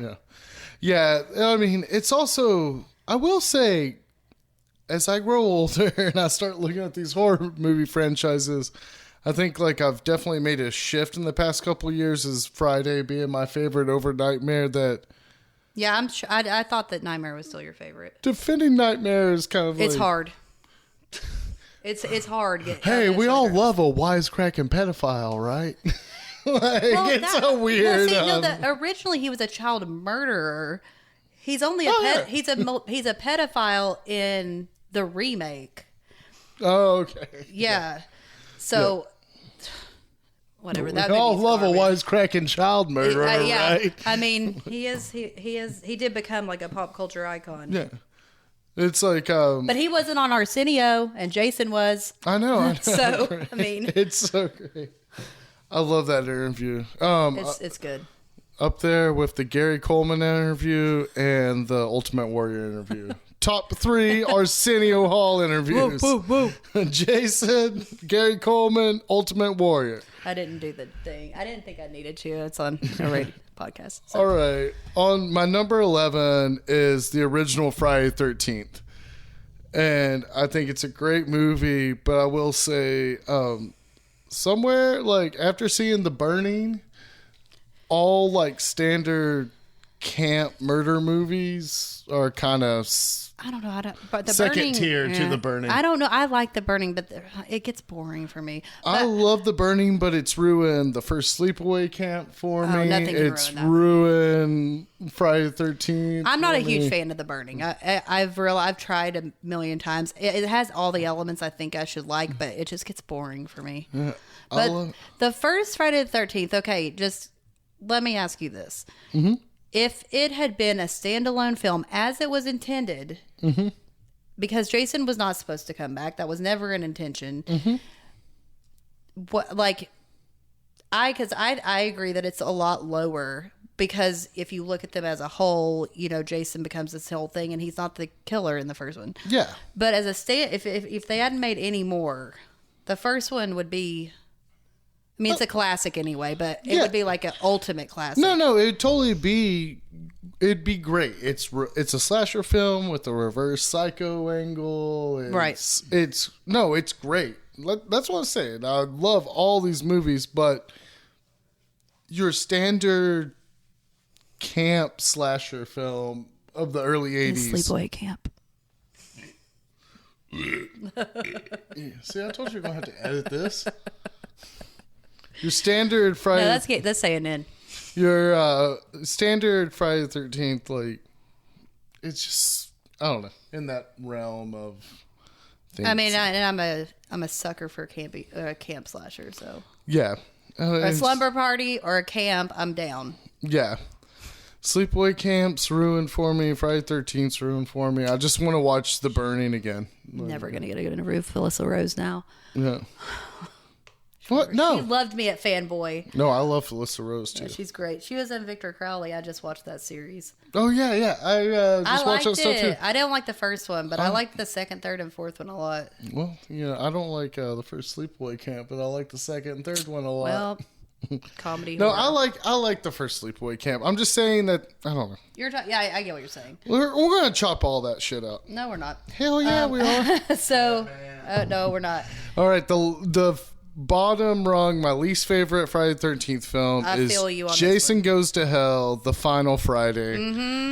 I think it's a good early '90s horror movie featuring Jason Voorhees. It's the first one I remember going to the theater and seeing a poster for it outside. Okay, yeah. I remember that too. I remember seeing I was definitely in elementary school and saw the unrated version on VHS when I was like 9 or 10. Yeah, I remember I had to wait because, like, I mean, my dad would have taken me, but I think he didn't want us to go see it, so I didn't get to. Yeah, I mean, but it's just not a Friday the 13th movie. To the way that I can defend Jason X being a Friday the 13th movie, Jason Goes to Hell is just a weird, like, well, you're right. Clive Barker, early 90s John Carpenter movie with Jason Voorhees in it. It's fallen, but it doesn't have John Goodman, so it isn't as good. Exactly. I mean, Denzel Washington, John Goodman versus whoever the hell is in that movie. Should I do Kills or Final Girls next? Yeah, let's do Kills. All right. Top 5 kills, and this is very biased. And number 1, Eddie from Part 5 with the leather strap. Who that is. The leather strap. He's having sex with his girlfriend in the woods. Yeah. And it's like, the guy's peeking on him. That's the one that has the girl with her real name is Voorhees and she's got great tits. Yeah. That guy. Yeah, okay. Yeah. So they do, a guy's peeking on him while they're having sex. Jason kills him with the machete. And then the guy walks off to take a piss or something. And then Jason goes all The Burning on her eyes while she's laying down. And then that guy finds her and backs up against a tree and he throws the leather strap across the tree. That. And then squeezes his head with a branch. Like, it reminds me a lot. It reminds me kind of Crazy Ralph's death. I mean, it's a lot more graphic, but it's definitely like Crazy Ralph, but it's weird to have just a leather strap with also two him rings. Like with Jason being he's called a mongoloid. I'm sorry if that's not PC now, but that's what he was called to Betsy Palmer. So, like, knowing how to do that kind of, like, twist thing Yeah. and stuff when you're killing someone, like, he wouldn't know how to do that, but, like, whatever. It's cool. But fake Jason can. Fake Jason knows how because he's an EMT. Yeah. So, somehow he knows how to be a serial killer, so... Yeah. Number 2, Andy from part 3. He's the guy who walks on his hands and gets split. I in love half him, on yeah. the handstand. That's not my favorite one from part 3. I like the eyeball one. Well, that's rolling up to my number 3, which is Rick with the eye popping head squeeze. Oh, I meant the spear in the eye. I like the spear in the eye. the spear in the eye. Yeah, But like the head squeeze pop is crazy. Yeah, especially because of the gag with the way his little Adidas shuffle. Like, yeah, and it's 3D, so it's not. Yeah, I like that one a lot. My number 4 is Vinny from part 5. He's the guy who gets the road flare in his mouth and it lights his head up. He did enchiladas. What? No. He's not enchiladas. But he's with them, isn't he? No. This is the 2 greasers. It's real early in the movie. Oh, right. Okay. There you go to pick up Showtime. Yeah, and the guy gets the flare, then he disappears, and then his buddy gets his throat slit when he's bitching at his buddy that's already got the road flare in the mouth. Next one, just a break. This is one of my favorite Jason kills. It's from Trey from Freddy vs. Jason. Is that the bed one? It's the stabbed in the back in the bed and then folded backwards kill. Which is a lot like the sheriff's kill in part 6. Yeah. It is. But it's a lot less edited. I love it. And that's the best kill in that Big movie. up Trey for being the ultimate bro. He kept his beer in his hand the entire time. Yep, he did. He wasn't going to spill that shit, yeah. Yeah. So Finer Girls, I want to read up from 3 to 1. Okay, so you want to go like your least favorite to your favorite. Okay. Yeah, or like my top 3. At number 3, it's Rennie from part 8 because I've had a bad experience in New York. I've had like my passport and some stuff stolen. Have you ever in New seen York. some kid or some guy get acid thrown on him and turn into a baby? Yeah, turn into a baby after you've been drugged. That's something that a theory I've wanted to kind of bring up. The way that part 1 and part 2, part 5 all have these false endings that maybe they started dreaming here. Well, part 1 and part 8 go well together because that would mean he was like basically the same age. Yeah, that's what I heard on a podcast. They tried to do a timeline, and basically if Rennie was the age she was when like child Jason pulled her down, or she saw child Jason at the end of the lake. Oh, because it's her professor uncle that like pushes her in, and then she sees child Jason. She would be a 38-year-old high school senior. Well, she kind of looks like it. Yeah, she isn't the youngest, but I like Rennie a lot. My second favorite final girl is Pam/Reggie from part 5. Oh God, are you for real right now? I thought you like said that is not what. Oh, that's part 2. Okay. Yeah. All right. Pam/Reggie. I'm throwing them both in as That's final a girl girls. bye on that. No. Yeah. She hated making that movie. You can tell she hated making that. Oh, I like Reggie. But yeah, I like her. I like Reggie. I like that they made it to the end. And I mean, she has the 2 different endings at the end of part 5. I like that. I don't think final guys usually work very well historically. But if they're 9 years old. Well, I mean, it works in part 6 too, but it's also, I think, because it's a girl and a guy. Yeah, there's characters I like in these movies. Rorschach is in part 6. So. Mm-hmm. Yeah, he gets his heart ripped out, right? Yeah, he gets the heart ripped out. They go Temple of Doom on him. Yeah. But yeah, my favorite final girl is Jenny from part 2, and she's she's the best. Yeah, she's strong. She's smart. She really she doesn't you can tell she and Paul have had sex, so yeah, I mean she does whatever she wants, and then she knows how to trick him. She's strong, she's good.